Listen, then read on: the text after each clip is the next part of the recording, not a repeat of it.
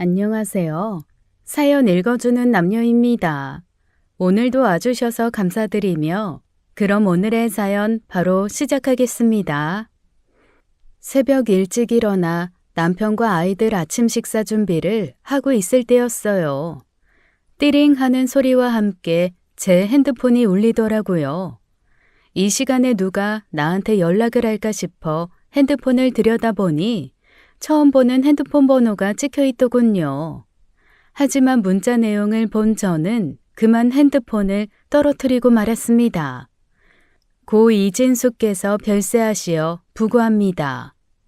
이진숙, 기억에서 지웠다고 생각한 이름이었어요. 어떻게 내 연락처를 알고 부고 문자를 보냈는지 의문이었습니다. 출근을 위해 씻고 나온 남편이 제게 다가왔어요. 무슨 일 있어? 아유, 사람이 새파랗게 질려있네. 그게 누가 죽었다고 연락이 와서. 누가? 옛날에 알던 사람. 준비하고 가봐야겠네. 가까웠던 사람이야? 아니, 멀어야만 했던 사람. 어? 그게 무슨 말이야? 아무 대답 없이 핸드폰을 바라보고 있는 저를 남편이 이상하다는 눈으로 바라보았습니다. 이진숙, 그녀는 저의 동서가 되는 사람이었어요. 아니, 정확하게는 전동서라고 해야 옳겠네요. 저는 전 남편과 사별을 하고 재혼을 했거든요. 하지만 편의상 이 글에서는 동서라고 여러분들께 말씀드릴게요. 재혼한 지금의 남편은 외아들이어서 제 결혼 생활에 동서는 그 여자 한 명이기도 하고요.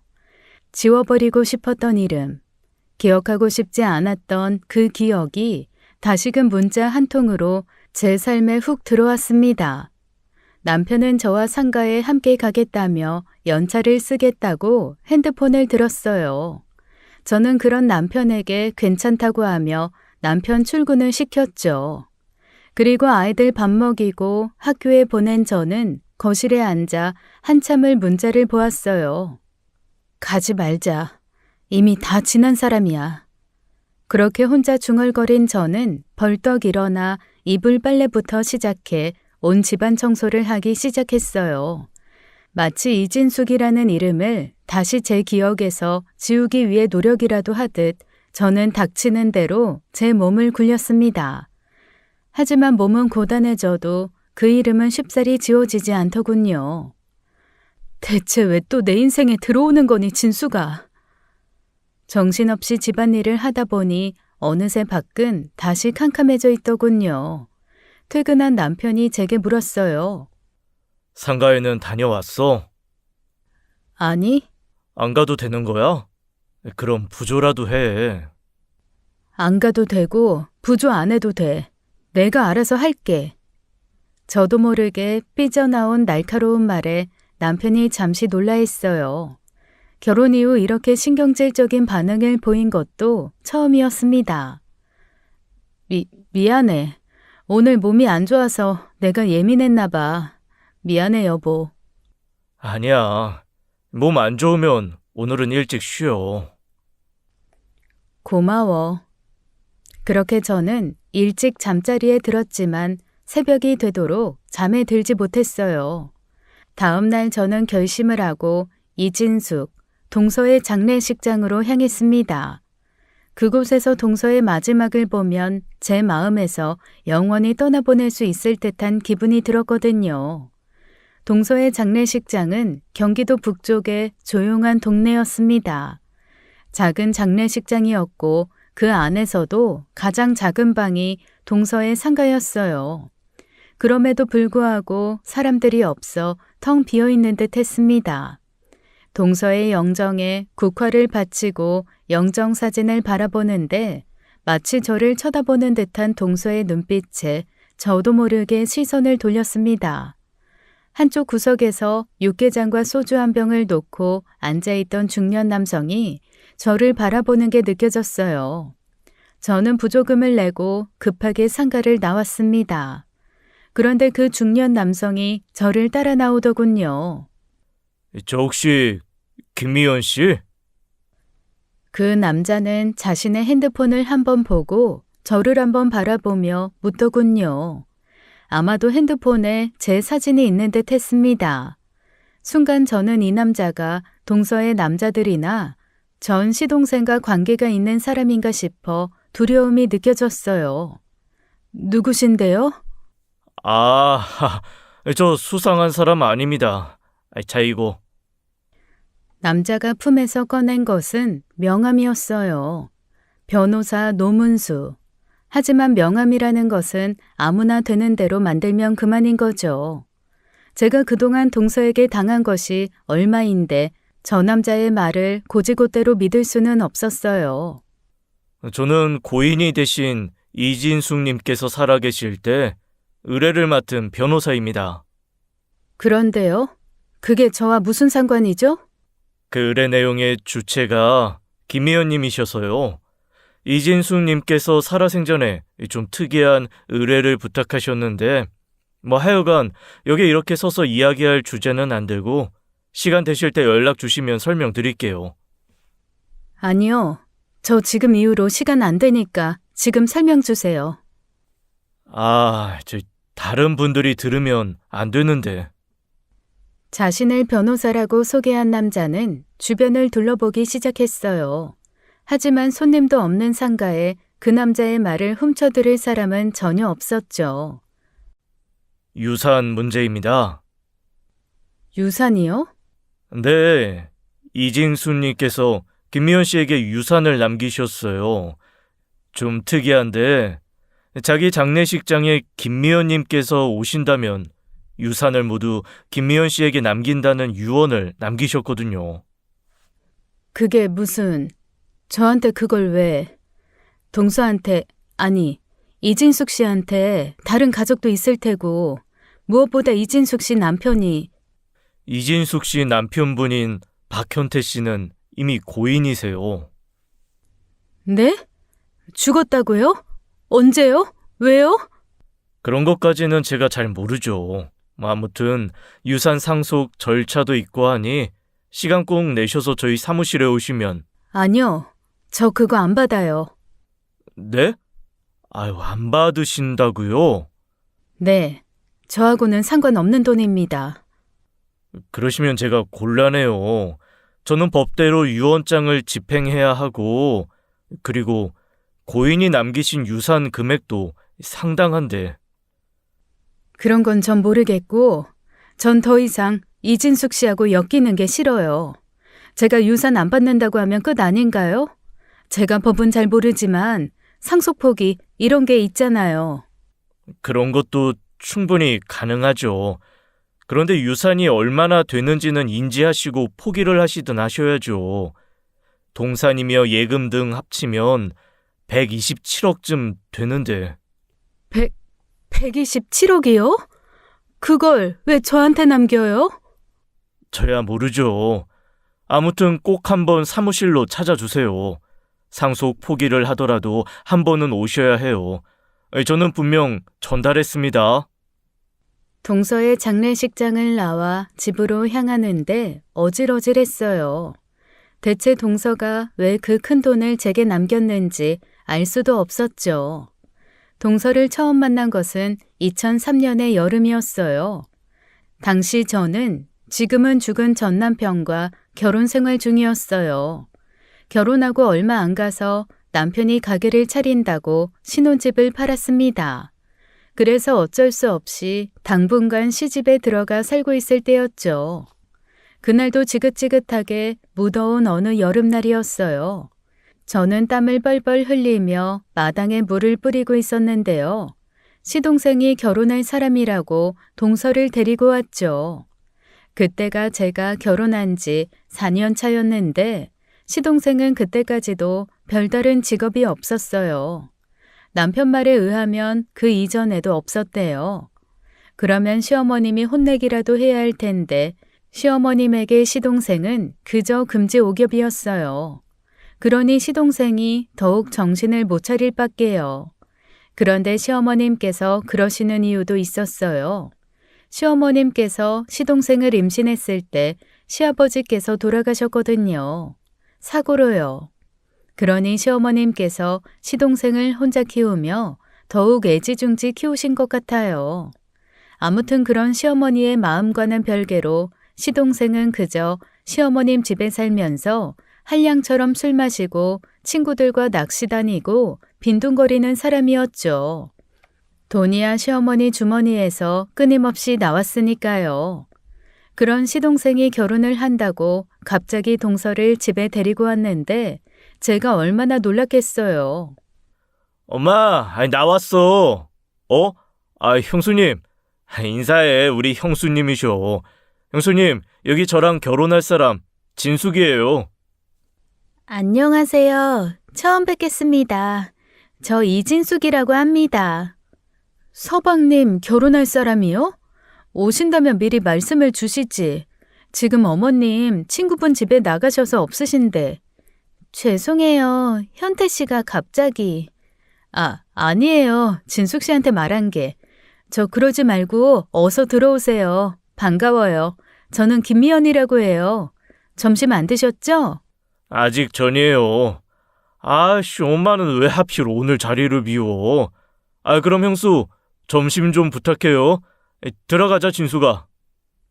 결혼할 사람을 소개시킨다고 데려오면서 사전에 약속도 안 하는 사람이 어디 있나요?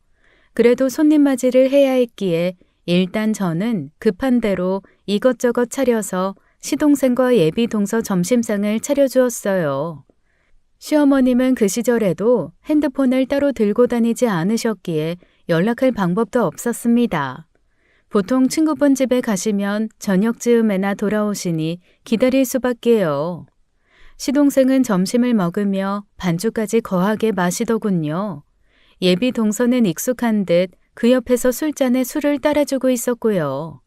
곧 시동생은 술에 취해서는 거실에 대자로 누워 잠이 들었습니다. 집에는 저와 예비 동서가 어색하게 마주하게 되었죠. 보아하니 동서는 예비 시댁에 인사드리러 왔으면서 선물 하나 없이 빈손으로 왔더라고요. 저는 동서에게 잠시 나가자고 하고는 집 근처 장으로 갔어요. 어머님께서 굴비하고 홍시를 좋아해요. 몇 가지 준비해서 선물로 드리면 좋아하실 거예요. 저한테 궁금한 거 없어요? 묻지를 않네. 네? 저녁에 어머님께서 오시면 이것저것 물어보실 테니 그때 들으려고 했어요. 괜히 제가 이것저것 물어보면 2번 답해야 하잖아요. 진숙 씨, 굴비는 이걸로 살까요? 웃기네. 원래 잘난 척을 그렇게 해요? 쓸데없이 잘난 척하지 말아요. 지금도 선물 안 사왔다고 꼽주는 거 내가 모를 줄 아나? 현태 씨가 급하게 가자고 해서 빈손으로 온 거예요. 나도 밥 먹고 나가서 어머님 선물 준비하려고 했다고요. 아니, 진숙 씨, 그게 아니라. 하지만 동서는 제 말을 듣지도 않고는 굴비를 사들고 시댁으로 향하더군요. 그 뒷모습을 보는데 내가 과연 동서와 잘 지낼 수 있을까 하는 생각이 들었죠. 시어머니는 저녁 즈음에 집으로 돌아오셨어요. 시동생이 예비 며느리를 데리고 왔다는 소식에 시어머니는 한박 웃음을 지으며 좋아하셨어요. 하지만 그 웃음은 오래가지 않았습니다. 부모님은 뭐 하시는 분이냐, 너는 어느 학교를 나왔고 현재 무슨 일을 하냐 라는 질문의 대답을 동서에게 들은 시어머니는 얼굴이 벌개지셨습니다. 현태야, 제가 지금 뭐라고 하는 거냐? 제가 지금 돌아버린 게 아닌 이상 뭔 염치로 내 집에 나타난 거야? 엄마, 왜 그래? 우리 진숙이 무안하게. 괜찮아, 진숙아. 우리 엄마 원래 성격이 좀 세서 말을 험하게 하는 편이야. 속마음은 그런 거 아니니까 걱정 마. 이 녀석아, 네가 뭐가 부족해서 저런 걸 만나? 안 된다. 결혼 절대 허락 못해. 예미연아, 가서 소금 가져와라. 어머님, 고정하세요. 정말 쪽팔리게 왜 이래? 엄마, 형이 형수 데리고 왔을 때는 그렇게 좋아하더니 우리 진숙이한테는 왜 이래? 갖다 붙일 걸 갖다 붙여. 어디 부모도 없고 고등학교도 못 나온 애를 데리고 와서는. 뭐? 결혼? 그래, 그것까지는 그렇다 치자. 뭐, 다방에서 일을 해? 아이, 그냥 주방에서 요리 만들고 청소 정도 한 거라니까. 에라이, 이 썩어 문드러질 놈아. 네, 맞아요. 시어머니가 저렇게 펄쩍 뛰며 결혼을 반대한 이유는 동서의 배경 때문이었어요. 동서는 고아의 고등학교 중퇴에 다방에서 일하고 있던 여자였어요. 시어머니께서는 결국 주방으로 들어가 굵은 소금을 가지고 나와 동서에게 뿌리려 했죠. 그 사달은 제가 시어머니 허리를 붙잡고 말리고 나서야 일단락 되었습니다. 그렇다고 끝은 아니었어요. 결국 시어머니는 결혼을 반대하며 머리 싸매고 누우셨어요. 하지만 시동생은 어려서부터 원하는 것은 다 가지고 마는 성격이었대요. 시동생도 집 나가 둘이 애 낳고 살며 자기 엄마 안 보겠다고 강수를 들자 결국 시어머니는 두 손 두 발 다 들고 결혼을 승낙하셨습니다. 짧게 설명해서 그렇지 이 과정이 약 3달이나 걸렸어요. 시동생은 실제로 옆 동네에 원룸을 잡아 동서와 동거를 했고요. 어쨌거나 시동생은 결국 동서와 결혼을 했어요. 하지만 시어머니도 그 결혼의 조건을 거셨죠. 분가는 나중에 해. 일단은 집에 들어와서 살면서 집안일들 배워라. 부모도 없는 것이 뭐 배운 게 있겠냐. 내 아들 고생시키지 말고 일단 배우고 내가 허락하면 분가해라. 네, 알겠습니다, 어머님. 그리고 그 정신 나간 다방은 당장 그만두고. 네, 알겠습니다, 어머님. 그만둘게요. 허락해 주셔서 감사합니다. 아이고, 내 팔자야. 현태 아버지, 내가 이딴 며느리 드리려고 현태를 그렇게 애지중지 키웠나 보. 아이고, 아이고. 그렇게 동서는 시댁에 들어와 살게 되었어요. 물론 저도 당시 시댁에서 살고 있었기에 그 집에서 저희 부부와 시동생 부부가 함께 살게 되었죠. 동서의 순환은 결혼을 함으로 끝이 아니었습니다. 오히려 더 심해졌죠. 시어머니는 동서에게만은 정말 무서운 사람이었어요. 못하면 당연히 혼이 났고 잘해도 혼이 났습니다. 그냥 매일 혼이 났던 거죠. 나중에 동서를 보니 시어머니 목소리만 들려도 깜짝깜짝 놀라며 경기를 일으키더군요. 저는 그런 동서가 안타까웠어요. 그래서 제가 더 신경을 쓰며 챙겨주려 했지만 동서는 저를 무척이나 싫어하는 듯 했습니다. 그땐 이유를 몰랐어요. 저를 싫어하는 이유를요. 나중에 동서 결혼에 충격적인 비밀을 알고 정말 기겁을 했지만요. 그러던 어느 날이었어요. 보통 아침상은 저와 동서가 차리고 있었어요. 시어머니가 아침밥을 굉장히 중요하게 생각하는 어른이라 저희 며느리들은 새벽 5시에 일어나서는 아침밥을 차렸는데요. 그날따라 동서가 방에서 나오지를 않더라고요. 물론 아침상 정도는 제가 혼자서 차려도 됩니다. 하지만 시어머니가 그 모습을 보신다면 동서는 또 일주일 이상은 시어머니 욕을 달고 살게 뻔했죠. 그래서 조용히 동서 부부가 지내는 방문 노크를 해보았어요. 답이 없어서 조심스럽게 문을 열고 들어가 보았죠. 시동생은 외박을 했는지 방에 없었는데요. 동서는 이미 잠에서 깨어나 있었죠. 동서, 일어났어? 뭐하고 있어? 어서 아침상 차려야지. 어머님 불호령 떨어져. 그게... 하지만 동서는 제 말에도 당황해하며 이불을 붙들고 있을 뿐 자리에서 일어나지를 않았어요.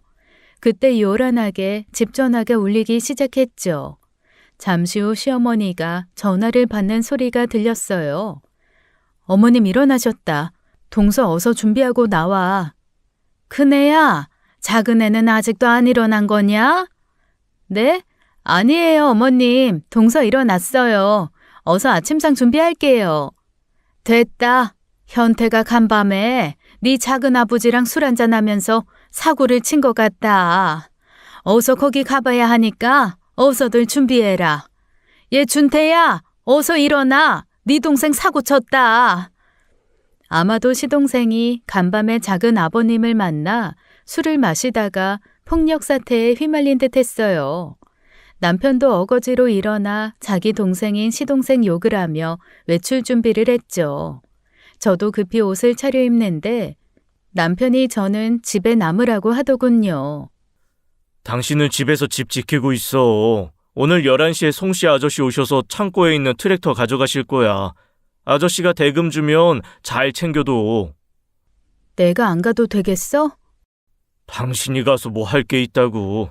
다녀올게. 그렇게 집에는 저만 남고 온 가족이 시동생이 있는 파출소로 출동을 했어요. 그런데 그때까지도 동서는 방에서 안 나오고 있더라고요. 결국 시어머니의 불호령이 떨어졌죠. 너는 여지껏 준비 안 하고 뭐 했니? 응? 내 말 못 알아들었냐? 네 서방이 지금 사고 쳐서 파출소에 잡혀 있다고 안 하냐? 저들여 터져서는 어서 빨리 나오지 못해? 네, 어머님. 지금 나갈게요. 그제야 동서가 느그적 일어나 겉옷을 입고는 집을 나섰어요. 저는 가족들을 배웅하고 다시 집으로 돌아왔죠. 집에 남겨진 사람이 저 혼자이니 일단 청소부터 했어요. 저희 부부방 이부자리를 치우고 동서방 이부자리도 정돈을 하려고 하는데 그때 알겠더라고요. 동서가 쉽사리 자리에서 일어나질 못한 이유를요. 글쎄 동서가 이부자리에 실수를 했었나 봐요. 이불들이 모두 축축하고 지린내가 진동을 하더라고요. 아, 이래서 나오지를 못하고 있었구나 싶었습니다. 이걸 어떻게 해야 하나 고민이 되었어요. 모른 척하고 가만두자니 저녁 때 돌아올 시동생이 눈치챌 테고 시동생 성정이라면 자기 아내를 위해 모른 척하기보다는 자기 엄마부터 찾을 게 분명했습니다. 그럼 동서는 또 시어머니에게 두고두고 욕을 먹을 게 뻔했어요. 그렇다고 제가 치우자니 또 동서의 그 성격에 부끄러워서 제게 지랄을 할 게 뻔했고요. 결국 고민을 하다가 제가 치우기로 마음을 먹었습니다. 에휴, 그래. 욕을 먹더라도 내가 동서한테 한마디 듣고 말지. 업보다 생각하자. 아휴. 동서 부부 이불만 빨면 좀 이상해 보일 것 같기도 하고 이불 빨래를 할 때도 되었기에 겸사겸사 저희 부부 이불과 시어머니 이불도 한꺼번에 빨아버렸습니다. 하다 보니 집안 대청소가 되더라고요. 하루가 눈 깜짝할 사이 지나가 버렸고 밤이 되어서야 남편과 시모 그리고 시동생 부부가 집으로 돌아왔습니다. 넌 이 자식이 그 성격 안 죽이고 사냐? 깜도 안 되는 놈이 왜 덤벼서는 쥐어 터지냐? 아이씨, 그만 좀 해. 그 새끼가 술 마시는데 계속 꼬라보잖아, 기분 더럽게. 그래서 그냥 좋게 말했다니까? 쳐다보지 마시라. 그런데 다짜고짜 그놈이 주먹을 날린 거야. 좋게 말하긴 눈깔 파버리기 전에 꼬라보지 말라고 했다며. 너 때린 그 아저씨 몸을 보니까 너 맞아 죽지 않은 게 다행이다. 아이고 그만 좀 해라. 네 동생이 술 한잔 하다가 실수 좀 했는데 사람을 때린 놈이 잘못이지 네 동생이 잘못이냐? 응? 큰아가 이게 다 뭐냐? 집으로 돌아온 시어머니가 제가 해놓은 이불 빨래를 보시고는 놀라하셨어요. 아, 이제 곧 겨울이라 여름 이불은 정리해서 넣으려고요. 그래서 겸사겸사 다 빨아두었어요. 잘했다. 그렇지 않아도 내 시키려고 했는데 네가 알아서 했구나. 내가 이래서 널 예뻐한다. 당신도 참. 왜? 며느리 한 명 더 집에 들어오니까 위기의식 느껴? 뭘 시키지도 않은 걸 힘들게 해. 그나저나 송씨 아저씨 왔었지? 낮에 오셔서 가져가셨어. 대금은 어머님 화장대 서랍에 넣어뒀어. 형님. 왜 동서? 혼자서 고생하셨어요. 고마워요. 응. 동서도 고생했을 텐데 들어가 쉬어. 아마 그때부터였던 것 같아요. 동서가 저를 대하는 태도가 조금은 바뀐 게요. 며칠 뒤 남편이 새벽 근무가 잡힌 날이었어요. 동서가 늦은 밤에 저희 부부방으로 찾아왔죠. 그것도 쟁반에는 제가 좋아하는 곶감과 저녁에 먹었던 전들을 한가득 가지고요. 동서, 이게 다 뭐야? 형님이랑 한잔 하려고요. 짜잔! 세상에, 동서 치마 속에는 시동생이 선물로 받아 아껴둔 양주까지 한 병 있더라고요. 어머, 동서, 어머님 하시면 우리 줄초상 치러. 걱정 마세요. 어머님 초저녁에 드라마 보시고 이미 잠자리 드셨어요. 오늘은 우리 며느리들끼리 술 한잔 해요. 아주버님도 내일 아침에야 들어오실 거고 현태 씨도 친구 만난다고 청주 가서 오늘 들어올 일 없어요.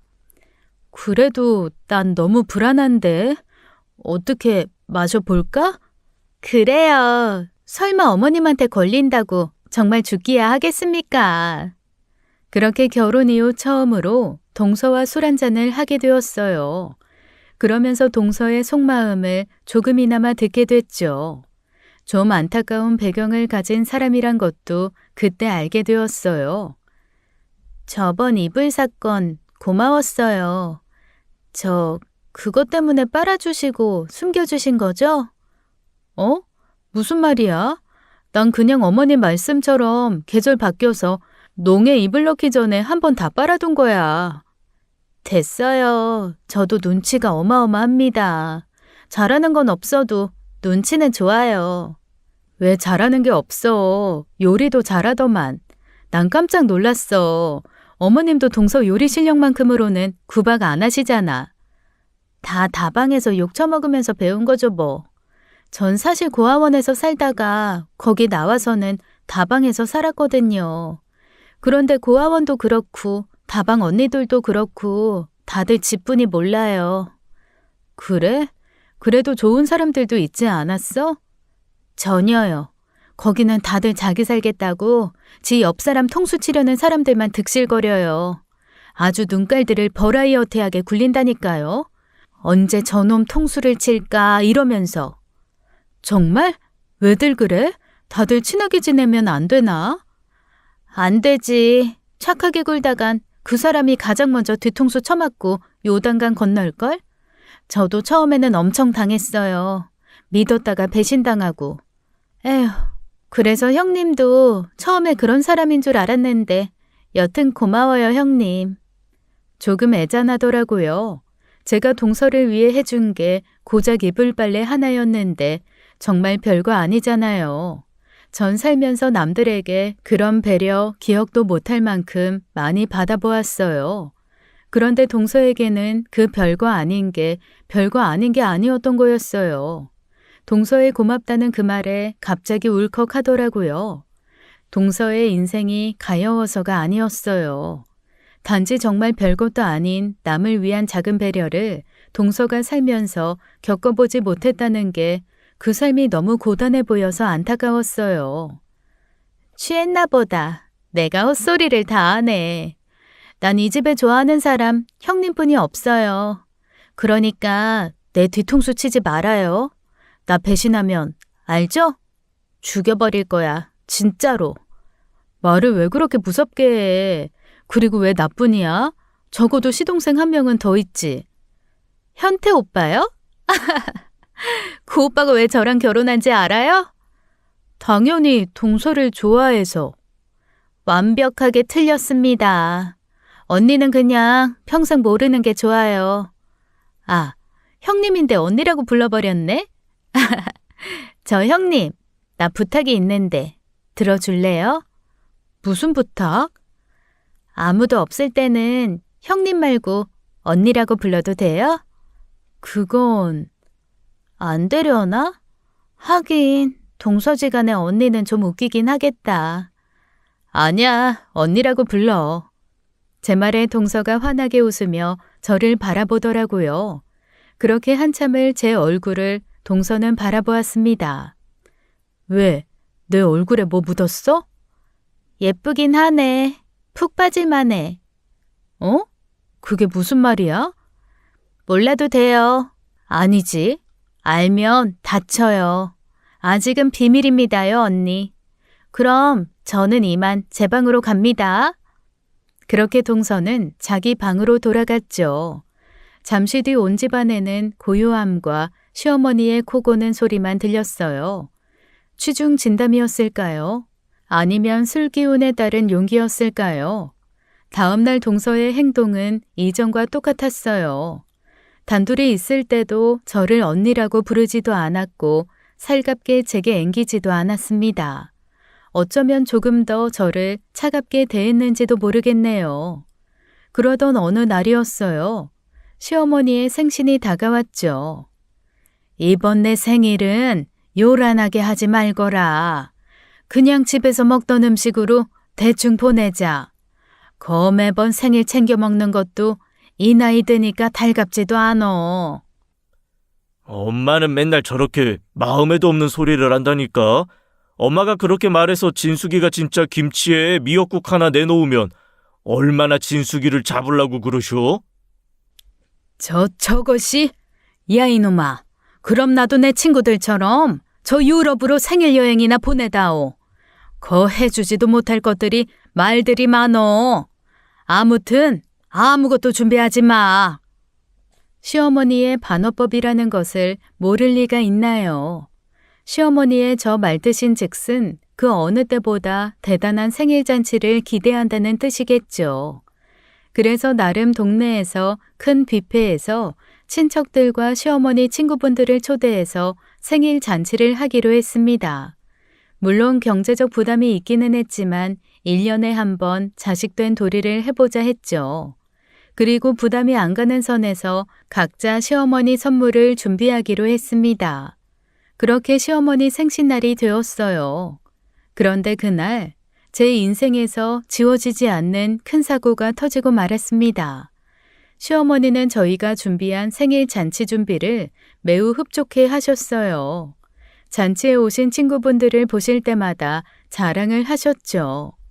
얘 순자야, 얘가 내 첫째 며느리다. 아니 내가 그렇게 말리고 말렸는데도 얘가 시부모도 부모라면서 효도한다고 이렇게 생일잔치를 준비했다고 하는구나. 아이고 얼굴도 예쁘네. 말자 네가 며느리 복은 있나 보다. 좋겠다, 좋겠어. 어머님, 이거 동서하고 같이 준비한 거예요. 그리고 어머님 생신잔치 아이디어도 동서가 다 생각한 거고요. 얘가 이렇게 말도 예쁘게 한다. 아무렴 서울에 있는 좋은 대학 나온 너하고 고등학교도 못 나온 둘째하고 생각의 깊이가 같겠어? 괜히 네 공을 남한테 돌리지 말거라.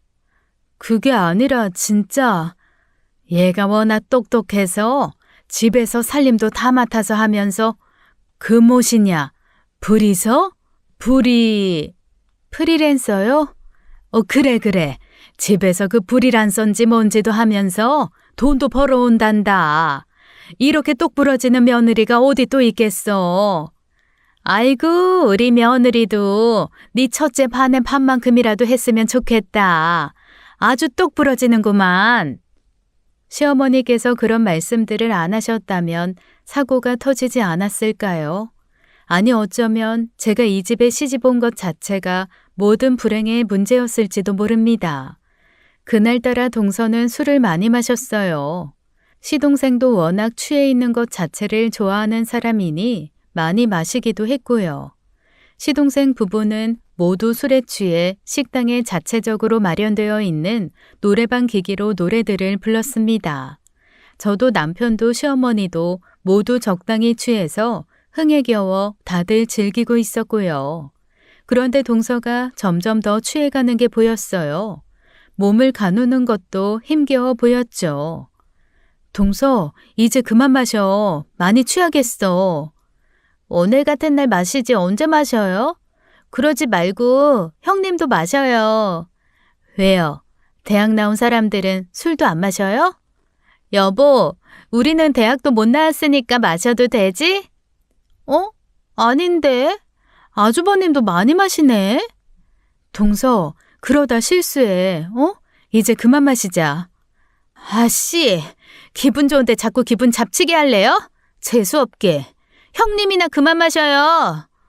진수가, 뭐해? 네 곡이야. 빨리 분위기 좀 띄워봐. 다들 박수! 얘 현태야, 제 술 좀 그만 마시게 해라. 친척 어르신들도 많은데 적당히들 좀 마셔. 우리 어머니 또 잔소리. 진수가, 술 그만 마셔라.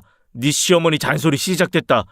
그럼 남은 술은 이 불효자가 다 마시겠습니다. 그때였어요. 마이크를 들고 노래를 상위에서 부르겠다던 동서가 상에서 굴러 떨어지고 말았죠. 와장창 소리와 함께 동서는 시어머니가 앉아있는 상으로 넘어졌습니다. 그리고 상 위에 있던 전골이 시어머니 앞으로 쏟아졌죠. 아, 뜨거! 아이고 뜨거워! 아, 이거 싸! 어디서 술주정이야? 저와 남편이 놀라서 급하게 찬물을 시어머니 치마 위에 쏟아부었습니다. 다행히 전골이 크게 뜨겁지는 않아 시어머니가 큰 화상을 입지는 않으셨죠. 저는 얼른 동서를 살폈어요. 동서도 크게 넘어졌기에 다쳤을까 걱정이 되었습니다. 하지만 동서는 벌떡 일어나 웃기 시작했어요.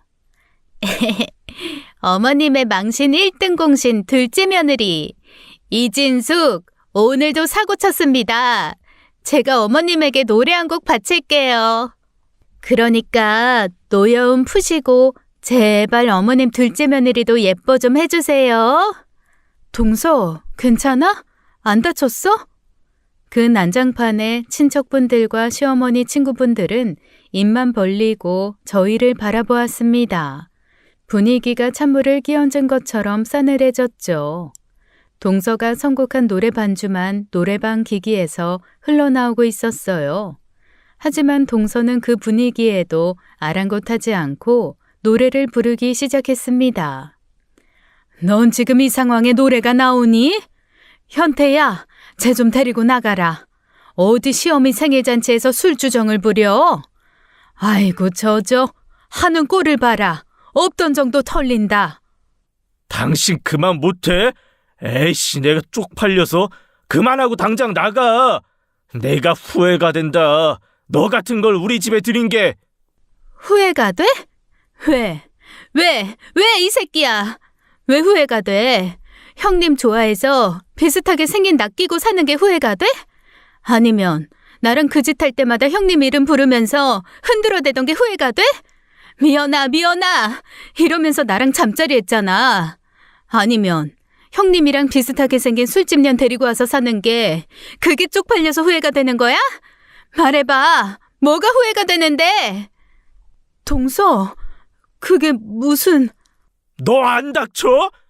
들은 그대로라고요. 형님 좋아해서 형님이랑 잠자리 하고 싶어서 비슷하게 생긴 저 데리고 사는 거라고요.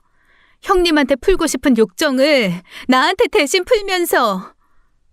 상상도 못한 충격이었어요. 동서의 폭로에 남편은 참지 못하고 시동생에게 주먹을 날렸습니다. 친척들은 그런 남편과 시동생에게 달려들어 말렸고 동서는 마이크를 어디서 찾았는지 쉼수봉의 사랑받겠 남몰라를 부르며 울다가 웃다가 난리도 아니었습니다. 저는 그 가운데서 멍하게 서 있었죠. 그때 시어머니께서 결국 쓰러지셨습니다.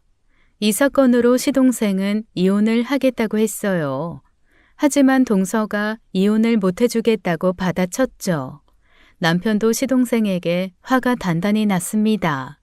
다시는 자신의 동생을 보지 않겠다고 하더니 그 사건 다음 날 바로 분가를 했어요. 집을 구하는 3일간 저희는 호텔방에서 생활을 했고 정확히 3일 만에 남편이 가게를 담보로 대출을 받아 저희는 분가를 하게 되었습니다. 시어머니는 다음 날 병원에서 퇴원을 하셨지만 집을 안 나가겠다고 버티는 동서가 꼴보기 싫다며 친구 집으로 가버리셨고요. 한마디로 완벽하게 박살이 난 시어머니의 생신잔치였고 제 시댁이었고 제 결혼 생활이었습니다. 그 사건 이후 저희 부부 사이도 금이 가기 시작했어요. 그 시작은 남편의 말이었어요. 당신이 현태한테 먼저 꼬리친 거 아니야? 안 그럼 걔가 왜 당신 얼굴 닮은 여자를 데리고 와? 평소에 당신이 뭔 짓을 했길래 걔가 그런 미친 짓을 하겠어?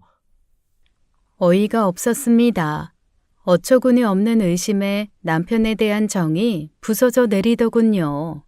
결국 저희 부부도 분가를 한 지 한 달 만에 각방을 쓰기에 이르렀죠. 남편은 매일 밤 늦게 들어왔어요. 저는 박살이 난 제 가정을 보며 시동생이 죽도록 미웠습니다. 그리고 그 자리에서 그 방식으로 폭로를 한 동서에 대한 미움도 생겼죠. 이미 다 알고 있었다면 제게 먼저 말해줄 수도 있었잖아요. 하지만 동서 역시 피해자이기도 했기에 저는 동서와 대화를 해봐야 했어요. 그러나 동서가 제 연락을 받지 않고 피했죠. 그렇게 시간은 흘러갔습니다.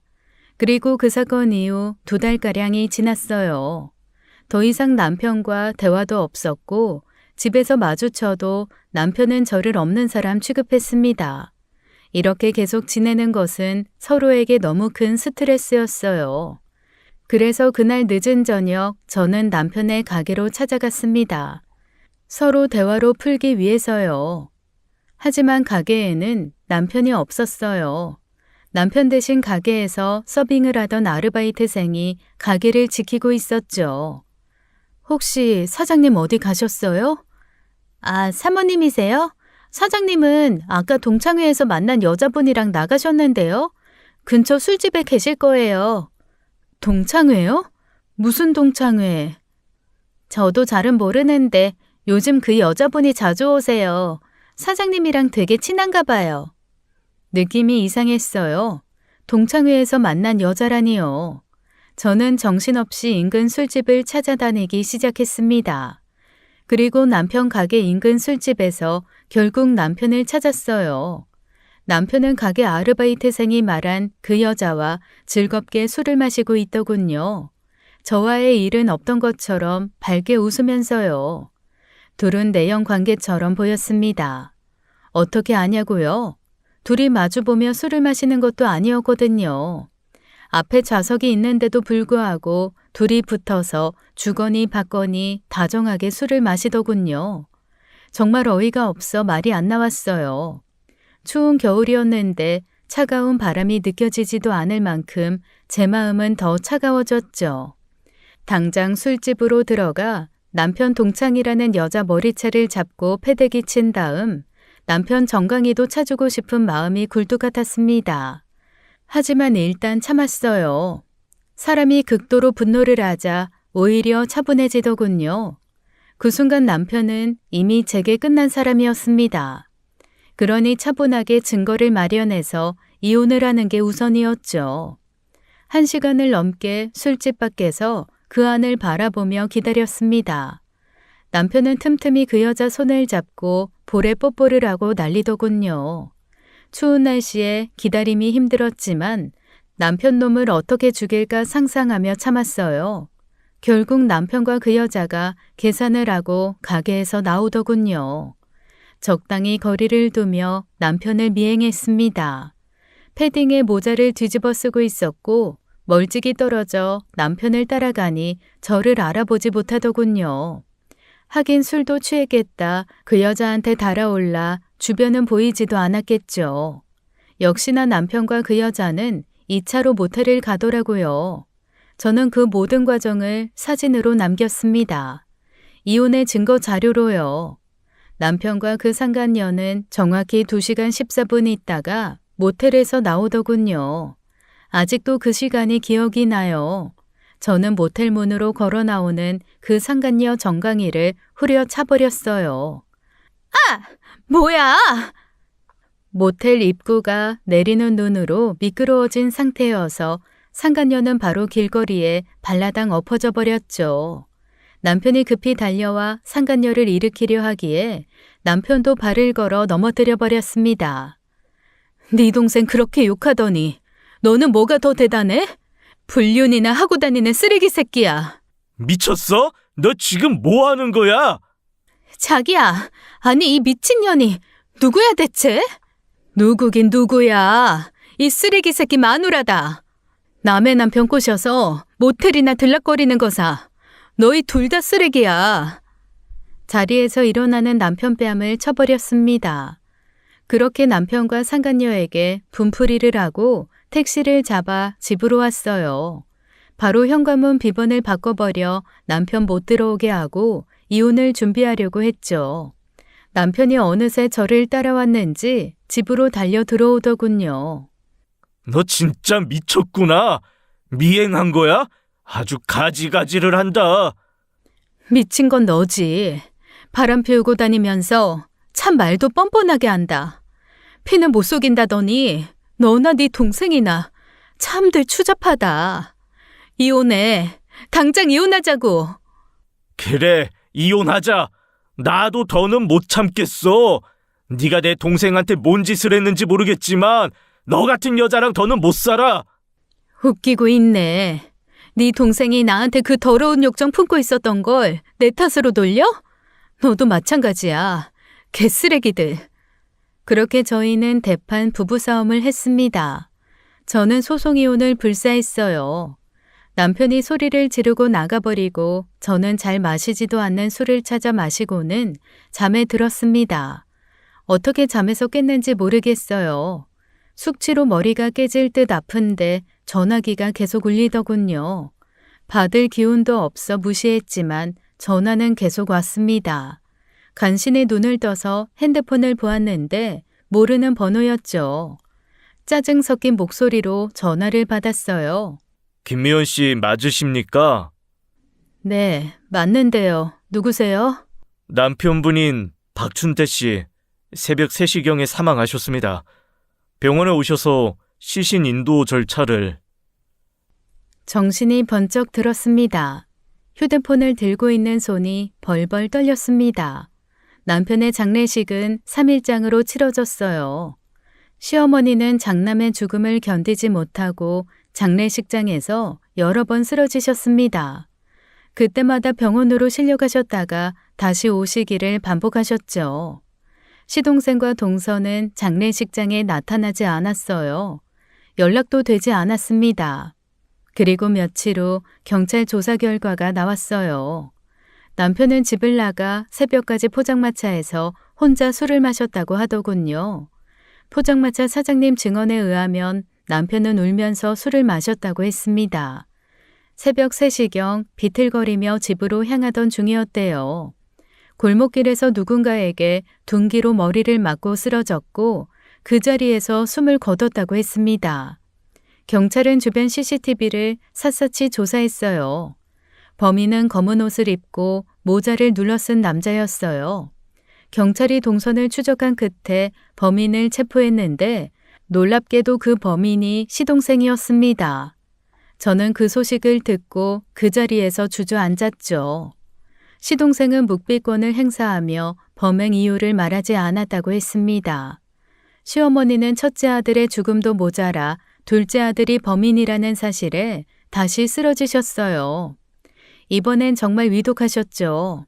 병원으로 이송되었지만 의식을 회복하지 못하셨습니다. 한 달 동안 중환자실에 계시다가 결국 돌아가셨어요. 시어머니는 끝내 둘째 아들의 면회도 거부하시고 눈을 감으셨습니다. 시어머니 장례식장에는 동서가 나타났어요. 검은 정장을 입고 선글라스까지 낀 모습이었습니다. 동서는 영정 앞에서 절을 했지만 눈물 한 방울 흘리지 않았어요. 친척들이 수군거리기 시작했습니다. 동서가 시동생의 만행을 폭로한 그날의 이야기들을 말했죠. 동서가 제 옆으로 다가왔어요. 언니, 오랜만이네요. 아, 언니라고 불러도 되죠? 언니, 많이 힘드셨죠? 그쵸? 아니, 힘들었겠네요. 남편도 죽고 시어머니도 죽고. 동서는 많이 변해 있었어요. 당당한 모습으로 제게 말을 했습니다. 동서, 넌 어떻게? 아주버님이 그년이랑 모텔 들락거리는 거 저 진작부터 알고 있었어요. 1년 전부터? 아니다. 더 됐나? 하여간 꽤 됐죠. 뭐라고? 알고 있었다고? 그럼 왜 나한테 말 안 했어? 내가 얼마나 바보같이. 때를 기다렸죠. 저는 동서를 믿을 수가 없었어요. 동서의 입에서 충격적인 이야기가 계속 나왔습니다.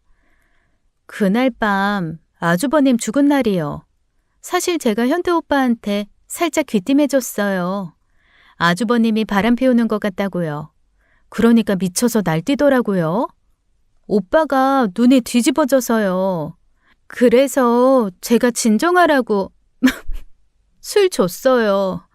그러니까 현태 오빠가 벽나발로 불고 막 울면서 집 나가는데 아주 장관이었어요.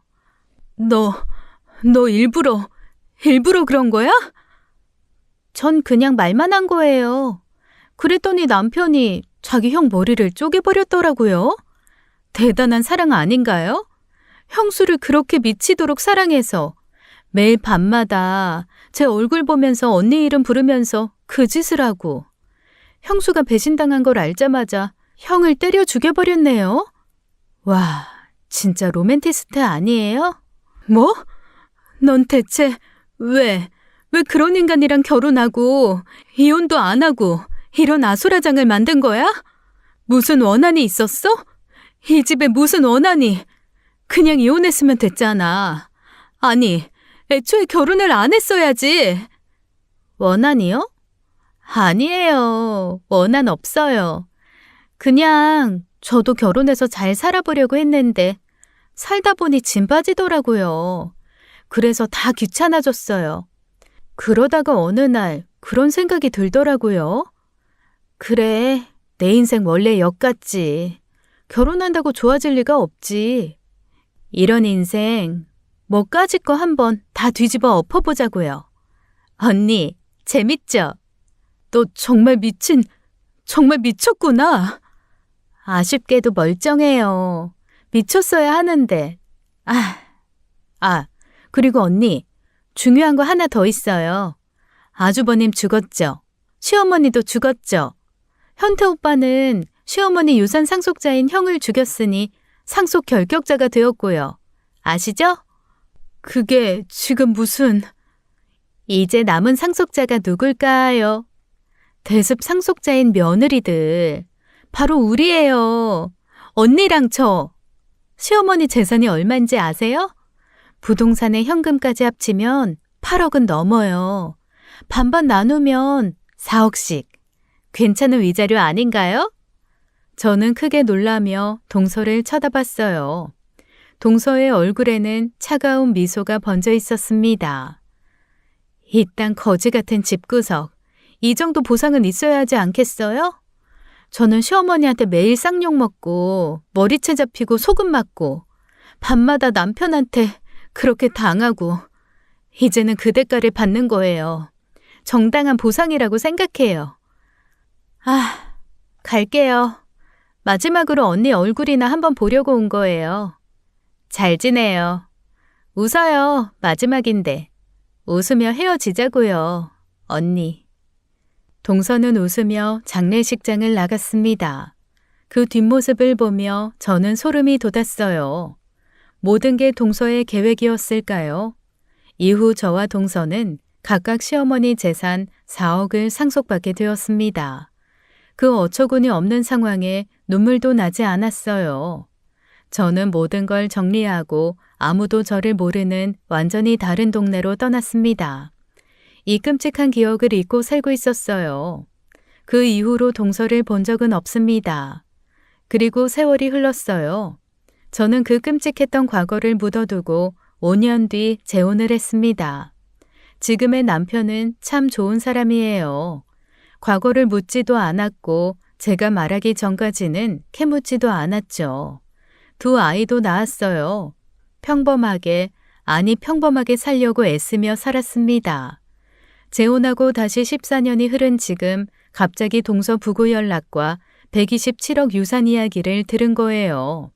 고민 끝에 저는 변호사 사무실을 찾아갔어요. 번화가 큰 빌딩 안에 있는 으리으리한 사무실이더군요. 김 의원님 오셨군요. 기다리고 있었습니다. 이진숙님께서 가족도 없으시고 유언으로 김 의원님께 모든 유산을 남기겠다고 명확히 지목하셨어요. 그런데 제가 유증을 포기하면 어떻게 되나요? 127억을 포기하신다고요? 농담이시죠? 아, 정말이세요?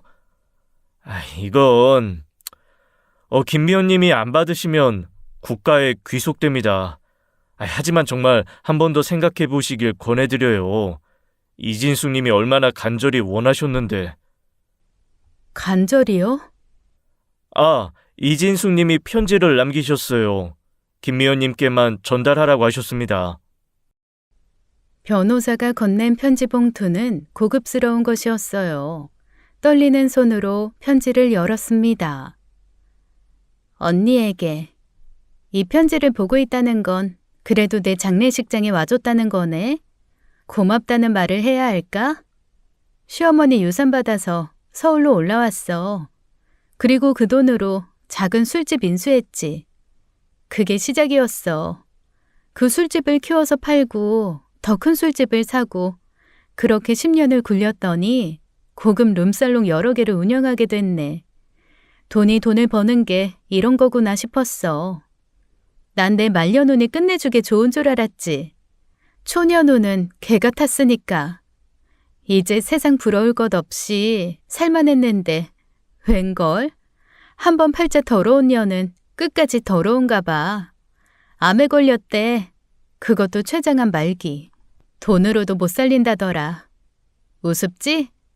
그렇게 평생을 멋지게 살고 싶다고 발버둥 쳤는데 이제 살만하니 죽네.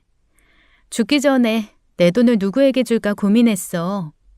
그런데 50년 인생을 돌아봐도 아무도 없더라. 딱 한 명 빼고. 내 인생 통틀어서 아무 대가 없이 잘해준 사람 언니가 처음이었고 마지막이었어. 언니랑 헤어지고 아무도 없더라. 언니 생각 많이 했어. 그런데 감히 연락은 못하겠더라. 고마워. 고마웠다는 말을 22년 만에 하네.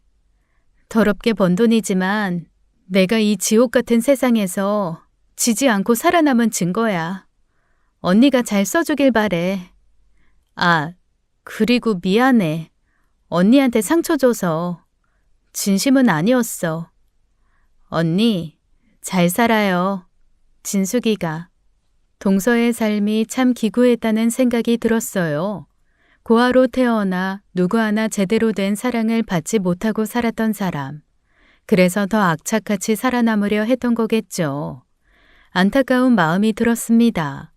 지난 일들이 하나둘 떠올랐어요. 시어머니 생신날 그 폭로의 순간도 동서가 저를 언니라 부르며 술잔을 기울이던 그날의 밤도 그때 동서가 했던 말이 생각났습니다. 형님은 내 뒤통수 치지 말라는 말이요. 결국 동서가 먼저 제 뒤통수를 쳤지만 그것도 살기 위한 몸부림이었을 겁니다. 변호사 사무실을 나와 집으로 돌아오는 내내 생각했어요. 동서가 남긴 그 돈, 상상도 못할 큰 돈입니다. 돈이 탐나는 것은 아니었어요. 다만 동서가 제게 유산을 남긴 이유는 자기가 살다 간 흔적이라고 남기고 싶다는 이유였겠죠. 저라면 그 더러운 돈 옳게 쓸 수 있을 거라 믿은 겁니다. 밤이 깊도록 잠이 오지 않았어요. 동서가 살아있다면 무슨 말을 했을까요? 아마 비웃으며 이렇게 말했겠죠. 언니는 여전히 착하네요. 그래서 손해만 보고 사는 거라고. 이 돈을 어떻게 해야 할지 판단이 서지 않습니다. 여러분, 어떻게 해야 할까요? 고견을 부탁드려요. 지금까지 사연 읽어주는 남녀였습니다. 끝까지 시청해주신 여러분 감사드리며 저희는 다음 사연으로 돌아올게요. 감사합니다.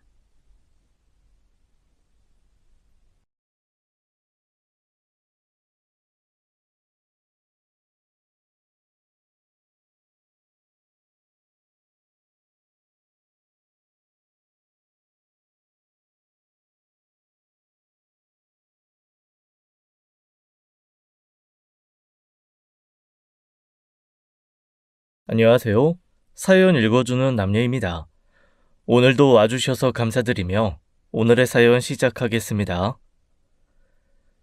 다정한 아빠와 가정적인 엄마, 그리고 금지 오겹으로 자란 딸인 저. 우리 가족은 누가 뭐래도 화목한 가정이라고 말할 수 있었습니다. 그 사건이 일어나기 전까진 말이에요.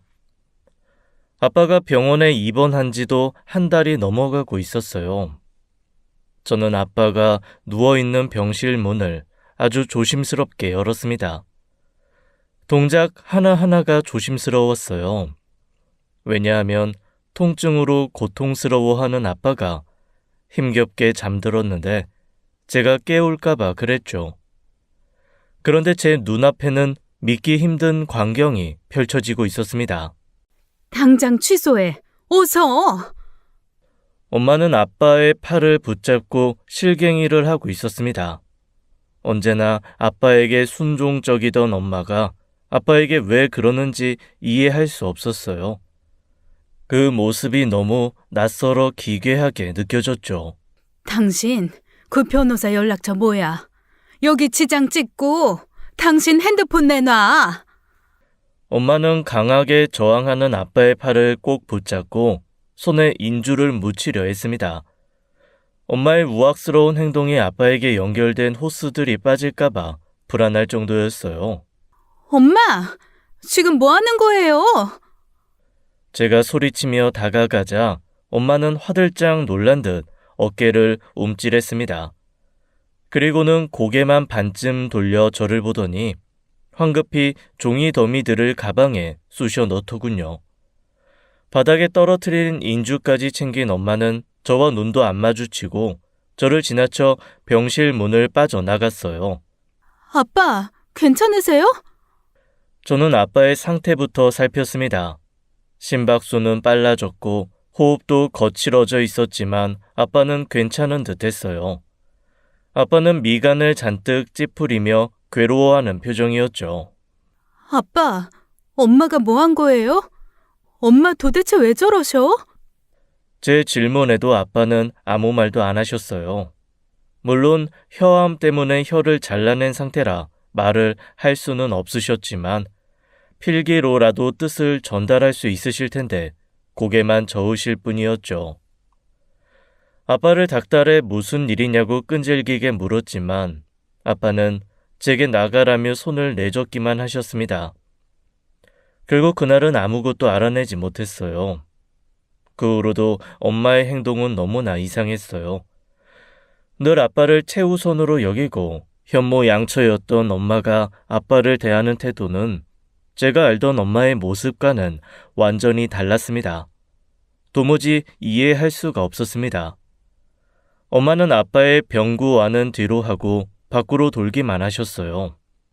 뭐에 정신 나간 사람처럼요. 엄마, 어디 갔다 오는 거야? 하루 종일 뭐 하길래 전화도 안 받아. 나 일주일 휴가 낸 거 어제 끝난다고 얘기했잖아. 이제 더 이상 휴가 내기도 어려워. 이젠 엄마가 아빠 돌봐야지. 회사 다니는 내가 아빠 돌보는 게 말이 돼요? 엄마가 일이 있어서 그래. 이것만 좀 해결하고 나면 네가 말 안 해도 내가 보호자로 들어갈 거야. 도대체 무슨 일인데 그래. 답답하게 하지 말고 말 좀 해봐. 안 그래도 머리 아파 죽겠는데 너까지 이러지 마. 너 아니어도 나 지금 정신 하나도 없어. 그러니까 무슨 일이냐니까? 어? 그만하래도? 저를 무섭게 노려보던 엄마는 앞방에서 이것저것 챙기더니 금세 또 나가버렸습니다. 평범했던 일상이 이렇게까지 변하리라고는 상상도 못했어요. 저는 결국 회사의 눈치를 보며 휴가를 연장해야 했어요. 저를 경쟁 상대로 삼던 회사 동료는 대놓고 제게 이죽거렸죠. 김대리, 그렇게 계속 휴가 낼 거면 그냥 이참에 휴직하는 게 어때요? 괜히 김대리님 업무 엄한 사람한테 넘기지 말고요. 제 휴가는 회사 방침에 따라 정당하게 사용 중입니다. 업무는 인수인계도 적절히 하고 있고요. 개인적인 판단은 삼가주셨으면 합니다. 양대리야말로 사직하는 거 어때요? 이 직업이랑은 영 안 맞는 것 같던데요. 뭐라고요? 말이면 단 줄 알아요? 양 대리는 말이면 다인 줄 아는 사람 아니었어요? 그러니까 사람 봐가면서 말해요. 대로 주고 말로 받지 말고. 저도 집안 일로 신경이 곤두서 있을 때라 곱게 말이 나가지 않더군요. 결국 스트레스가 쌓이다 보니 넘치기 일보 직전이었어요. 그러던 중 고모가 찾아왔습니다. 저 고생한다고 먹을 빵과 음료를 잔뜩 들고서요. 인정아, 요즘 많이 힘들지? 그래도 조금만 더 버텨보자. 네가 아빠 병간호한다고 고생이 많네. 뭘, 당연히 해야 하는 거지. 그런데 요즘은 아빠도 아빠인데 엄마 때문에 미치겠어. 도대체 뭐하고 다니는지 아빠 병실에는 코빼기도 안 보이고. 내가 알던 엄마 맞나 싶더라니까. 혹시 우리 집에 무슨 일 있는데 나만 모르는 거야? 고모 혹시 뭐 아는 거 있어? 뭐? 네 엄마가? 그렇게 되물은 고모는 잠깐 뭔가 생각하는 듯 하더니 아주 작은 목소리로 중얼거렸어요. 혹시 그 일 때문에 고모 뭐라고? 방금 일이라고 했어? 무슨 일? 아니야. 일은 무슨. 나 아무 말도 안 했어. 아는 것도 없고. 저는 고모를 빤히 쳐다보았는데 고모 표정이 뭔가 숨기는 것 같았어요. 아는 거 있으면 말해달라고 해도 아니라고만 했죠. 저는 요즘 엄마의 모습에 점점 실망해 가는 중이었습니다. 엄마는 아빠가 있는 병실에 몇 번 찾아오지도 않았어요. 주말에 제가 아빠와 함께 있는 순간 아빠에게 고비가 찾아왔어요. 아무래도 마음의 준비를 하셔야 할 것 같습니다. 혹시 멀리 계신 가족분이 있으면 지금 연락을 하시는 게 좋겠습니다. 저는 엄마와 친인척들에게 연락을 했습니다. 그런데 엄마는 전화를 받지 않으셨어요. 그래서 문자를 남겨두었죠. 가족들이 하나둘 병원으로 모였습니다. 아빠와 마지막 인사를 나누었어요. 그리고 그날 새벽 아빠가 돌아가셨습니다. 아빠의 몸에 달린 기계의 수치가 모두 0을 향해 가고 있었어요. 의사가 왔고 임종을 알렸습니다. 그리고 그 순간 엄마가 도착했어요. 엄마는 아빠가 돌아가시자 소리내어 엉엉 울기 시작하셨어요. 그 울음소리가 너무너도 구슬퍼서 보는 사람마저 눈물이 나올 정도였죠. 이렇게 슬퍼할 거면서 왜 이제야 왔는지 엄마가 너무 원망스러웠어요. 하지만 아빠를 덮고 있는 시트에 얼굴을 파묻고 엉엉 우는 모습에 왜 이제야 왔냐고 따질 수도 없었죠. 아빠가 돌아가시자 병원의 안내에 따라 장례식장에 빈소를 차렸습니다. 엄마는 장례식장에서도 내내 눈물을 흘리셨어요. 엄마의 눈은 마르지 않는 샘 같았죠. 엄마의 친구들이 찾아와 엄마를 안아주면 엄마는 참을 수 없다는 듯 울음소리를 뱉어냈습니다. 누가 봐도 엄마는 배우자를 잃고 크게 슬퍼하는 사람 같았어요. 저는 엄마의 모습을 보면서 아이러니함을 느꼈습니다. 이럴 거라면 왜 그동안 아빠 옆에 있어주지 않았는지 말이에요. 차분하게 장례를 치르고 있던 중 예상치 못한 일이 벌어졌습니다. 장례식 둘째 날, 웬 낯선 젊은 여자가 식장을 찾아온 거였어요. 그 여자는 눈에 띄게 예쁜 외모로 사람들의 시선을 끌었습니다. 특히나 골반에 딱 달라붙은 검정색 스커트와 가슴골이 보이는 흰색 셔츠가 대비되어 그녀를 더 돋보이게 만들었어요. 그 여자는 가볍게 목례를 한 후 잠시 애도의 시간을 갖더니 국화꽃 한 송이를 아빠 사진 앞에 올려놓았습니다. 나이는 제 또래쯤으로 보였습니다. 저는 조용히 엄마에게 물었어요. 누구야? 그렇게 물으며 고개를 돌려 엄마를 슬쩍 보았는데 엄마 표정이 무척 이상했어요. 못 볼 걸 본 사람처럼 사색이 된 얼굴이었죠. 엄마는 하얗게 질려 있었어요. 저는 이상함을 감지하고 잠시 엄마를 바라보았습니다. 엄마는 주먹까지 꽉 쥐고 몸을 부들부들 떨고 있었어요. 엄마, 왜 그래? 괜찮아? 엄마는 아무런 대답도 하지 않은 채 대신 입술만 깨물고 있었죠. 그 사이 그 여자는 조용히 애도를 마치고 엄마 앞에 섰습니다. 그리고는 엄마를 빤히 쳐다보았어요. 엄마는 마치 화난 사람처럼 콧구멍이 넓어지고 숨을 깊이 들이마셨죠. 여자는 그 모습이 재미있다는 듯 씩 웃더니 저를 한번 쳐다보더군요. 삼가 고인의 명복을 빕니다. 아, 네. 와주셔서 감사합니다. 그런데 누구... 김상호 씨랑은 뗄래야 뗄 수 없는 각별한 사이예요. 아직 얘기 못 들으셨나 보다. 그러면서 비릿하게 웃으며 저희 엄마를 또 한번 쳐다보더군요. 엄마는 그 와중에 단 한마디도 하지 않았습니다. 그 여자는 목례를 하고 나가버렸어요. 엄마에게 누구냐고 물어도 말을 안 했죠. 이렇게 되니 저 혼자 온갖 상상을 다 하게 되더군요. 결국 그날 손님이 뜸해진 새벽 엄마에게 물었습니다.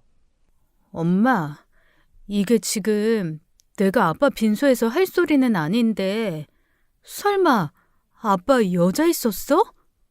뭐? 엄마는 도끼 눈으로 저를 째려보았습니다. 아니, 뭘 그렇게 무섭게 쳐다봐. 아니, 그런데 아까 그 여자는 누군데? 자기가 자기 입으로 각별한 사이라잖아. 도대체 그 여자 누구냐고. 엄마는 그 여자랑 아는 모양이던데. 알긴 누가 안다 그래. 몰라. 모르는 사람이야. 그냥 와서 조문하길래 그런가 보다 하고 인사받은 것뿐이라고. 그런데 지금 왜 이렇게 예민하게 굴어? 진짜로 아빠 바람 폈어? 그래서 엄마 지금 이러는 거야? 아니래도 넌 대체 무슨 생각을 하는 거니? 네 아빠가 어떤 사람인데 바람을 펴? 누가 뭐래도 네 아빠 절대로 그럴 사람 아니야. 그건 내가 장담해. 그럼 그 여자 뭔데? 엄마 나한테 뭐 숨기는 거 있지? 허튼 소리 그만하고 좀 가서 쉬어. 나도 머리 아파서 좀 쉬어야겠다. 엄마는 아니라고 하지만 지금 엄마의 행동을 보면 분명히 아빠에게 뭔가 말 못할 비밀이 있었던 것 같았죠. 저는 그게 아빠의 외도라고 반쯤 확신하고 있었어요. 그런데 아무리 그래도 그렇지 자기 딸뻘인 여자와 그렇고 그런 사이였다니 이해가 안 가는 건 물론이고 전혀 납득이 가질 않았습니다. 저렇게 세련되고 예쁜 여자가 뭐가 부족해서 저희 아빠 같은 사람을 만나겠어요. 더군다나 아빠가 재력가도 아닌데 말입니다. 지금의 엄마뿐 아니라 아빠 또한 제가 알던 사람이 아닌 것 같았어요. 저만 소외받는 기분에 마음이 아려왔죠.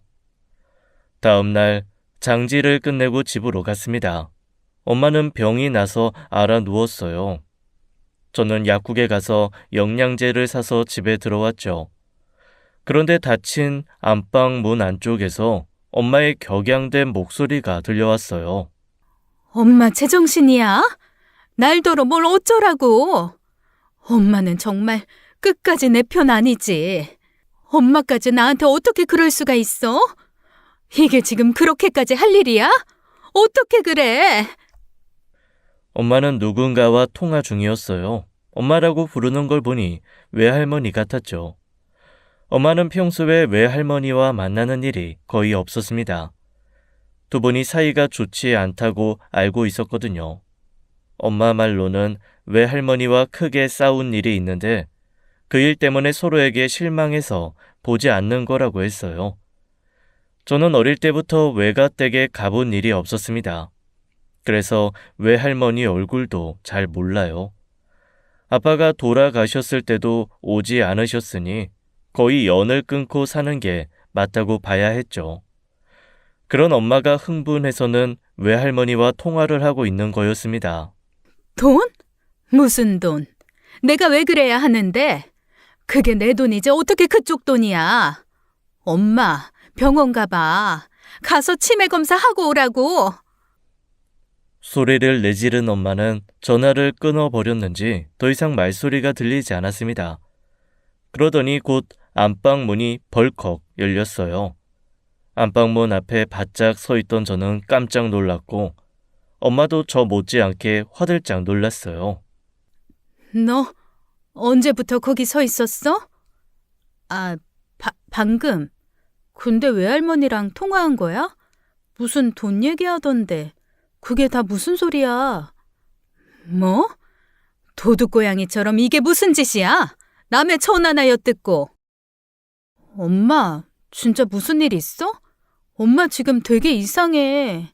엄마 최근에 거울 봤어? 엄마한테 이런 말 그렇지만 엄마 정상 아닌 것 같아. 엄마의 눈은 퀭했고 다크서클은 턱 밑까지 내려와 있었습니다. 미간의 주름은 어느 때보다 세게 잡혀 있었고 눈썹은 한껏 치켜 올라가 있었죠. 얼굴색도 시커맸어요. 넌 몰라도 돼. 도대체 그게 뭔데 몰라도 되냐고. 대체 뭔데? 엄마 자꾸 이렇게 아무 말도 안 해주면 나도 방법이 다 있어. 뭐? 네가 뭘 어쩔 건데? 요즘은 인터넷 검색만 해도 이런 거 알아봐주는 사람들 수두룩 하다더구만. 그러니까 괜히 사람 돈 쓰고 힘 빼게 하지 말고 제대로 말 좀 해줘. 어? 그제야 엄마는 한숨을 크게 푹 쉬더니 입을 열었습니다. 아, 그래. 너도 알 건 알아야지. 별거 아니야. 그냥 네 아빠 유산 때문에 그래. 네 할머니가 그 유산 좀 나눠달라고 하는 거고. 할머니가 왜? 친할머니면 몰라도 그동안 연락도 안 하고 지냈었잖아. 그런데 무슨 유산을 달래? 그러니까 내 말이. 아무튼 요새 엄마가 그냥 아빠 갑자기 돌아가시고 너무 무섭고 정신이 없다. 이 와중에 아빠 재산 노리는 사람들도 있고. 사람들? 외할머니 말고 또 누가 있어? 설마 그때 그 여자? 아니야. 아무튼 엄마가 다 알아서 할 테니까 넌 걱정 말고 회사나 잘 다녀. 엄마는 신경질적으로 부정하더니 이내 부드러운 말투로 말했습니다. 근데 아빠 유산이 뭐 얼마나 되는데 그래? 우리 집 평범한 중산층 아니었어? 얼마는 그냥 이 집 한 채가 전부지. 그렇게 대화를 마무리하고 며칠이 지난 무렵이었습니다. 엄마는 아빠 물건을 모두 그대로 두고 다른 일에 신경 쓰느라 바빴어요. 엄마가 주로 하는 일은 보험회사 방문이라던가 하는 일이었죠. 아빠 앞으로 된 보험들을 사망으로 인한 해지를 하면서 보험금을 받는 일이었습니다. 엄마가 보험회사 직원으로 일하고 있었기에 아빠 앞으로 든 보험은 꽤 여러 종류가 있었어요. 저도 그 수를 정확히 알지 못했지만 엄마가 여기저기 전화하는 것만 봐도 꽤 많다는 걸 짐작했죠. 엄마는 아빠가 병원에서 시한부 판정을 받은 이후로 1년간 휴직을 했었습니다. 그래서 아빠가 돌아가신 후로는 거의 집에 계셨어요. 엄마는 이런저런 서류 더미에 둘러싸여 있었고 아빠의 물건들은 모두 방치되고 있었습니다. 보다 못한 제가 엄마에게 말했어요. 엄마, 아빠 물건들 언제 정리할 거야? 뭐? 아, 곧 해야지. 재산 정리만 다 끝나면 그때 할 거야. 지금은 그런 것까지 신경 쓸 겨를이 없어. 상속신고 6개월 안에만 하면 되는 거잖아. 아빠 유품 정리부터 하고 그 다음에 재산 정리하면 안 돼? 인정아, 엄마가 알아서 할 테니까 너까지 엄마 정신없게 하지 마. 나라고 지금 마음이 아무렇지 않아서 이러고 있는 줄 알아? 이게 다 널 위해서 그런 건데 왜 너까지 날... 아휴, 아니다, 아니야. 엄마는 무척 예민해져 있었어요. 무슨 말만 해도 가시돋친 말이 쏟아져 나왔고 그마저도 지친 날엔 대꾸를 하지 않으셨죠. 그러던 어느 날 엄마가 제게 먼저 말을 걸어왔습니다. 요즘 누가 찾아오거나 그런 적 없지? 어? 찾아와? 누가? 누가 날 찾아올 일이 있어? 아니야. 아니면 됐어. 저는 더 묻고 싶었지만 어차피 또 서로 예민해져 있는 상태인 걸 아니 말을 거두었습니다. 그런데 그날 제가 일하는 일터로 누군가 찾아왔더군요. 제가 일하는 곳에요. 네, 어떤 업무 보러 오셨어요? 저는 투명 가림막을 사이에 두고 기계처럼 물었습니다. 그런데 상대방이 말이 없더군요. 그래서 고개를 들고 고객의 얼굴을 바라보았죠. 그런데 제 앞에 그 여자가 앉아 있는 겁니다. 그 순간 엄마가 말했던 누가 찾아오지 않았냐는 말이 떠올랐어요. 어떤 업무 하시게요? 저는 사무적으로 다시 되물었습니다. 그 여자의 대답이 가관이었어요. 상속은 잘 되고 있어요? 그건 신뢰되는 질문 아닌가요? 별로요. 나 정도면 이 정도 질문은 할 수 있죠. 도대체 누구세요? 우리 아빠랑. 저는 목소리가 높아지려는 걸 멈추고 주위를 두리번거린 뒤 아주 작은 목소리로 다시 물었습니다. 무슨 사이라도 돼요? 그러자 그 여자는 재미있다는 듯 저를 보고 씩 웃더군요. 아주 깊은 사이인데 아직 엄마한테 아무 말도 못 들었나 보다. 그 여자도 참 여전하네. 그 여자 입에서 나온 그 여자는 저희 엄마를 지칭하는 거였습니다. 새파랗게 젊은 여자가 엄마 뻘 사람에게 그 여자라니, 그것도 딸 앞에서 그렇게 말하니 기분이 확 상했습니다. 제가 인상을 팍 쓰며 노골적으로 노려보자 그 여자가 핸드백에서 무언가를 꺼내 제 앞에 내밀더군요. 사진이었어요. 그 사진 속에는 젊은 시절의 엄마와 아빠, 그리고 또 한 사람이 찍혀 있었습니다. 그런데 그 얼굴이 너무나 낯이 익었어요. 왜냐하면 바로 제 앞에 앉아 있는 그 여자의 얼굴과 똑같았으니까요. 그 여자는 제가 회사를 마칠 때까지 근처 카페에서 기다렸습니다. 저는 카페에 가서 그 여자에게서 충격적인 진실을 들었어요. 너무 기가 막히고 코가 막히다 못해 눈물만 흘러내렸죠. 손이 벌벌 떨렸어요. 그 여자와 헤어진 후 집으로 돌아가자 엄마가 저를 기다리고 있었습니다. 오늘도 여전히 엄마 손에는 서류 종이들이 들려 있었어요. 인정아, 이리 와서 여기 사인 좀 해라. 엄마는 아빠 명의로 되어 있던 집 한 채를 엄마 명의로 돌리겠다고 제게 상속 포기 각서에 사인하라고 했습니다. 그리고 남은 현금들은 저와 상속 분대로 나누자고 했어요. 인정아, 이리 와서 여기 사인 좀 해라. 엄마, 나 할 말 있어. 잠깐 앉아봐요. 알았으니까 일단 이거 사인부터 해. 그래야 내일 서류 갖다 내지. 엄마는 제 앞에 서류들을 들이밀었어요. 그 모습에 짜증이 확 밀려왔습니다. 엄마, 얘기부터 하자고. 그래, 얘기해. 누가 얘기하지 말래니? 일단 이거 사인하고 하면 되잖아. 엄마도 목소리가 한 톤 높아졌습니다. 저는 그 순간 분노가 차올라 그 서류들을 식탁 옆으로 확 밀쳐버렸습니다. 서류들은 우수수 바닥으로 떨어졌어요. 순서가 뒤섞여 뒤죽박죽이 되었죠. 얘, 너 미쳤어? 지금 이카 사인이 무슨 소용이야? 어차피 소송 들어올 텐데. 뭐? 소리 지르던 엄마는 소송이라는 말에 얼굴 표정이 굳었습니다. 저는 그런 엄마 앞에 사진을 내밀었어요. 이거 설명해봐. 너 이거 어디서 났어? 이 여자 누구야? 엄마는 사진을 외면하려는 건지 현실을 부정하는 건지 고개를 돌렸습니다. 어차피 인연 끊은 지 오래야. 이 사람 이모 맞지? 나한테 이모가 있었던 것도 모르고 살았는데 나 오늘에서야 알았잖아. 내 친척 언니라는 사람이 나 찾아와서 이 사진 보여주면서 그러더라. 이 사진 속 여자가 내 큰이모고 자기는 큰이모 딸이래. 그런데 더 경악할 일이 뭔 줄 알아? 그 사촌 언니가 내 친언니래. 이게 어떻게 된 거야? 친척 언니가 왜 내 친언니가 되냐고. 이게 무슨 개족보냐고. 뭐? 넌 지금 그 말을 곧이곧대로 다 믿는 거야? 그거 다 헛소리야. 네 아빠 유산 받으려고 거짓말 하는 거라고. 거짓말? 그래, 이 멍충아.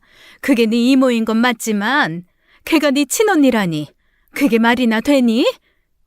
말이 안 되는데 그 여자는 왜 그렇게 당당해? 유전자 검사한다고 시료까지 채취해 갔어. 뭐? 정말 아니지? 아빠가 이모랑 그렇고 그런 거 아니지?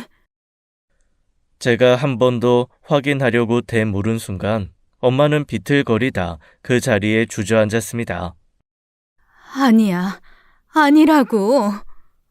엄마는 힘겨운 목소리로 그렇게 말을 했어요. 엄마는 안방으로 들어가 한동안 나오지 않았습니다. 그리고 몇 시간 후 저를 앞에 앉히고 진지하게 이야기를 시작했어요.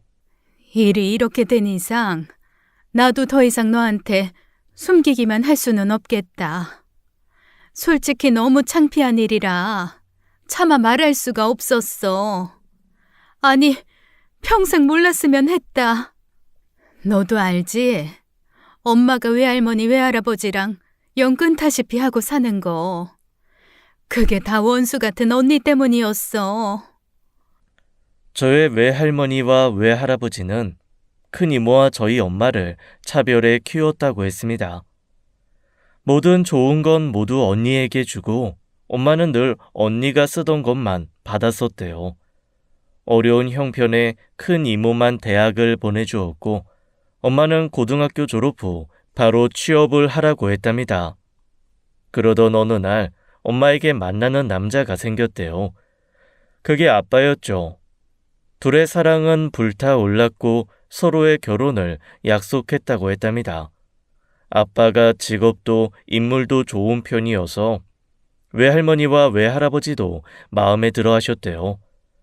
그런데 큰 이모 또한 아빠를 마음에 둔 게 문제였죠.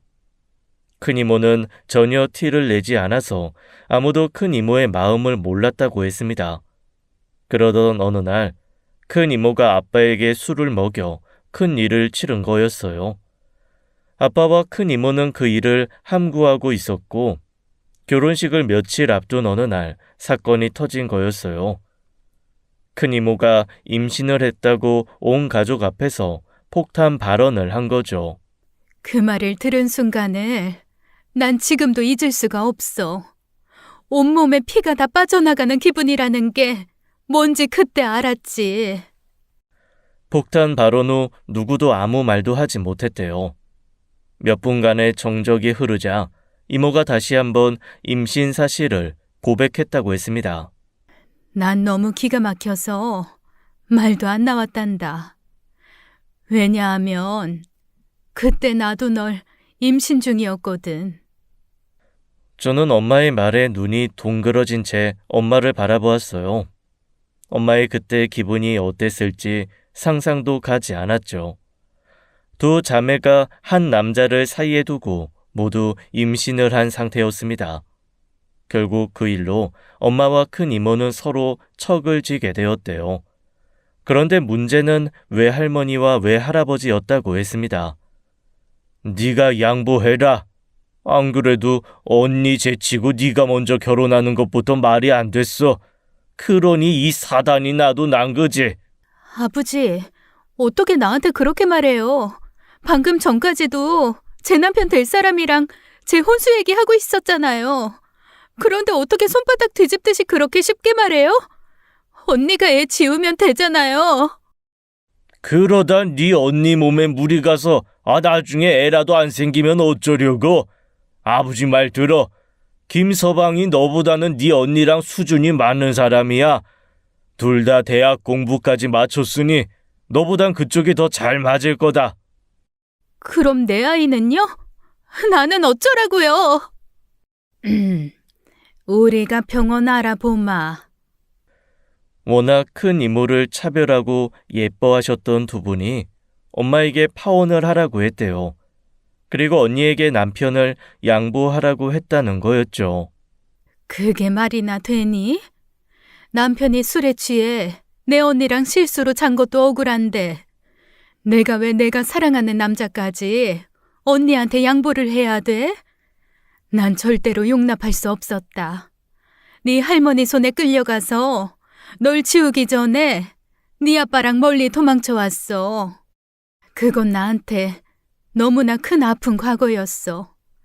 다 잊고 살려고 평생 노력했고 오로지 너랑 네 아빠만 보고 살아왔다. 엄마는 눈에 고인 눈물을 옷깃으로 훔쳤습니다. 엄마 말을 모두 듣고 나니 엄마가 너무 안쓰럽게 느껴졌어요. 왜 할머니, 할아버지와 사이가 안 좋은지도 납득이 갔죠. 그럼 전에 할머니랑 통화한 것도... 그래, 맞아. 이제 와서 그 여자 딸 몫을 내놓으라는 거지. 인정하기 싫지만 어쨌든 네 아빠 혈육이니까. 아니, 정말 너무한 거 아니야? 어떻게 부모라는 사람이 그래? 내가 다 화가 난다. 앞으로 엄마, 할머니, 할아버지랑 연 끊어. 전화 와도 받지도 말고. 뭐 그런 부모가 다 있어? 아, 미안. 그래도 엄마의 엄마 아빠인데. 아니야. 네가 그렇게 내 편 들어주고 말해주니까 그게 위로가 된다.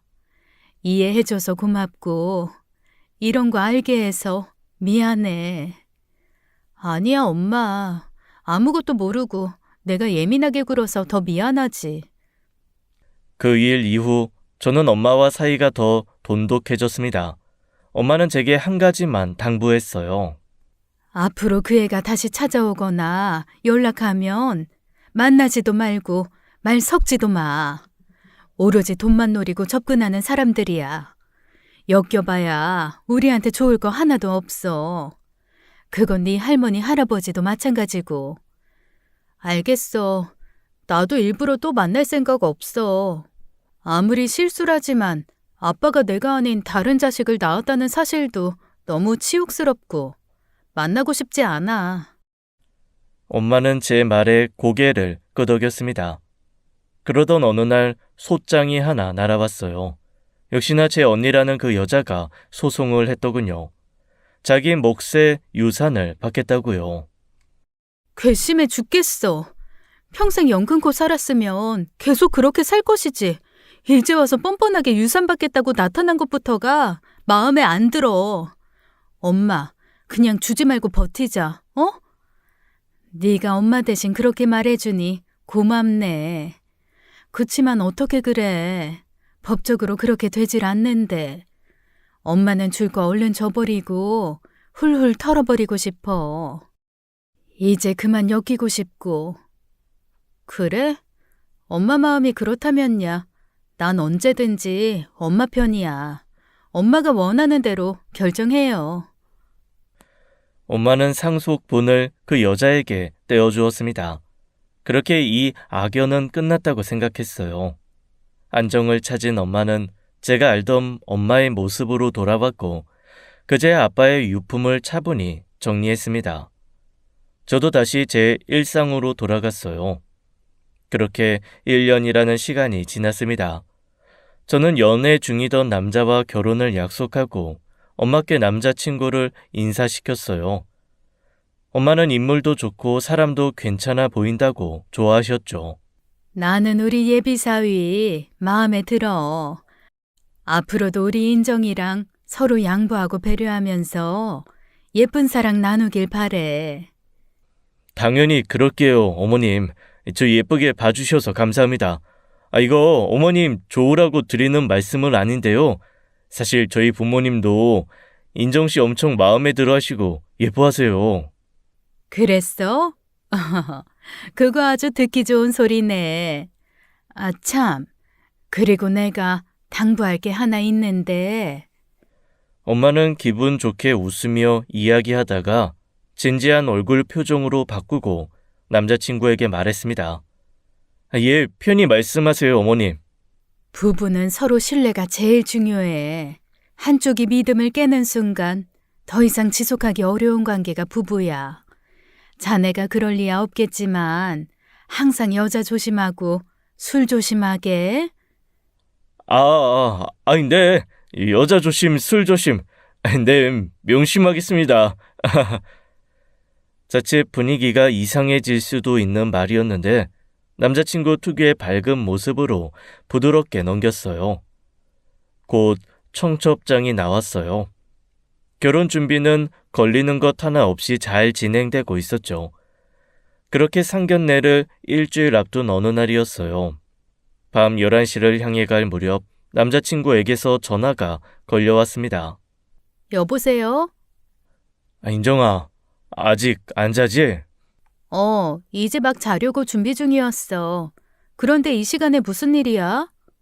저기, 지금 잠깐 볼 수 있을까? 지금? 저는 시계를 보았습니다. 시계는 10시 50분쯤을 가리키고 있었습니다. 그 순간 프로포즈가 떠올랐어요. 아직 제대로 된 프로포즈를 받지 못한 상태였는데 혹시 오늘이 그날인가 싶었죠. 저는 모르는 척하며 알겠다고 말했습니다. 고마워. 그럼 나 너희 집 놀이터 앞에서 기다릴게. 놀이터라니 귀여운 장소 선택에 피식 웃음이 나왔습니다. 설마 놀이터에 반짝반짝 조명을 설치하고 프로포즈 하려나 싶어 괜히 부끄러운 마음마저 들었어요. 저는 맨 얼굴이었던 얼굴에 화장까지 하고 옷도 최대한 꾸민 듯 안 꾸민 듯한 옷을 골라 입고 나갔습니다. 괜히 제 심장이 두근거리며 설레고 안 그러려고 해도 기대가 잔뜩 되었어요. 설레는 기대감에 제 발걸음은 공중에 뜬 듯이 가벼웠죠. 피식피식 웃으며 놀이터에 도착했습니다. 그런데 제가 기대했던 조명은 없었고 어두운 놀이터엔 남자친구만 덩그러니 서 있었어요. 순간 뭐지 싶었습니다. 내가 생각한 것보다 조촐하고 담백한 프로포즈인가 했어요. 저를 본 남자친구가 저를 보더니 어쩔 줄 몰라 하는 얼굴을 하더군요. 처음엔 그게 무슨 표정인지 전혀 몰랐어요. 그리고는 대뜸 제 앞에 무릎을 꿇었습니다. 오빠, 왜 그래? 일어나. 뭐 하는 거야, 부끄럽게. 인정아. 응? 미안하다. 뭐가? 나 같은 놈 남자친구로 둬서 너한테 이런 시련 안겨주는 것 같아서 정말 미안해. 그게 갑자기 무슨 소리야. 오빠 지금 프로포즈를 이런 식으로 하는 거야? 저는 영문을 모르겠다는 표정으로 남자친구를 바라보았어요. 그런데 남자친구의 얼굴 표정은 꽤나 심각했습니다. 그리고 그의 입에서 나온 말에 저는 경악을 금치 못했어요. 우리 파혼하자. 내가 정말 미안해. 미안해, 인정아. 뭐? 파혼? 지금 도대체 무슨 소리 하는 건데? 내가 정말 할 말이 없다. 너희 어머니께도 너무 죄송하고 진짜 내가 죽일 놈이야. 도대체 무슨 일인데? 갑자기 왜 파혼하는 건데? 미안해. 더 이상은 아무 말도 해줄 수가 없어. 나 같은 놈 잊고 잘 살아. 미안하다, 인정아. 그렇게 말하더니 냅다 뛰어가더니 사라졌습니다. 그리고 그 후로 2번 다시 연락이 되질 않았어요. 밤새 받지 않던 핸드폰은 다음날 없는 번호라고 나왔죠. 너무 황당했어요. 마른 하늘에 벼락을 맞은 기분이었습니다. 너무 충격을 받아 이러지도 저러지도 못하고 있던 와중 엄마는 상견례에 갈 옷을 사겠다며 백화점에 나가려고 했어요. 예, 우리 입던 옷 말고 백화점 가서 제대로 된 거 한 벌씩 뽑고 오자, 응? 그래도 명색이 하나뿐인 우리 딸 상견례인데 아무거나 입고 갈 순 없지. 엄마, 그 옷 안 사도 돼. 왜? 새로 하나 사입자. 제대로 된 옷들은 다 옛날 옷들뿐이 없어서 그래. 옷이 문제가 아니라 그럴 필요 없어졌다고. 뭐? 엄마 하나뿐인 외동딸 파혼했다고. 뭐? 그게 무슨 소리야? 나 파혼 당했다고. 엄마는 이 기가 막힌 상황에 황당해하는 반응이었습니다. 그놈의 새끼 찾아서 가만 안 둔다고 난리도 아니었죠. 아는 사람 중에 경찰 있다며 그놈 어디로 잠적했는지 알아본다고 하는 걸 간신히 말렸습니다. 엄마는 저의 파혼 소식에 무척 속상해하셨어요. 저는 공과 사는 구분하며 살아야 한다는 주의인데도 사적인 제 일 때문에 회사 일이 손에 잡히지 않았어요. 저는 점점 피폐해져 살이 쪽쪽 빠져나가고 있었죠. 그러던 중 그 남자의 소식을 엉뚱한 곳에서 찾게 되었습니다. 그건 바로 SNS였어요. 저는 평소 SNS를 잘 하지 않았습니다. 남자친구도 SNS를 잘 하지 않아서 핸드폰에 깔아두지도 않은 상태였죠. 그러던 중 우연한 계기로 SNS를 다운받아 핸드폰에 깔게 되었는데 전 남친이 추천 친구로 뜬 거였어요.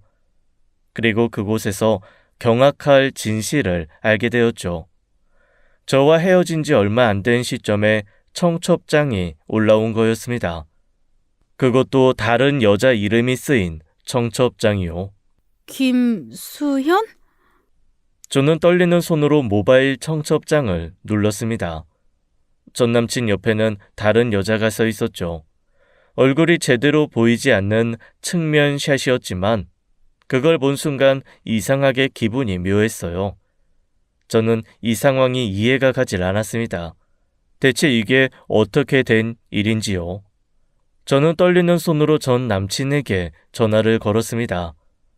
청첩장에 적힌 새 휴대폰 번호로요. 신호음이 몇 번 가더니 전 남친인 목소리가 들려왔어요. 여보세요? 여보세요? 이재욱? 아, 김인정? 이게 대체 어떻게 된 거야? 너 결혼해? 나 결혼해. 전 남친은 한숨을 크게 쉬더니 이내 단호하게 말했습니다.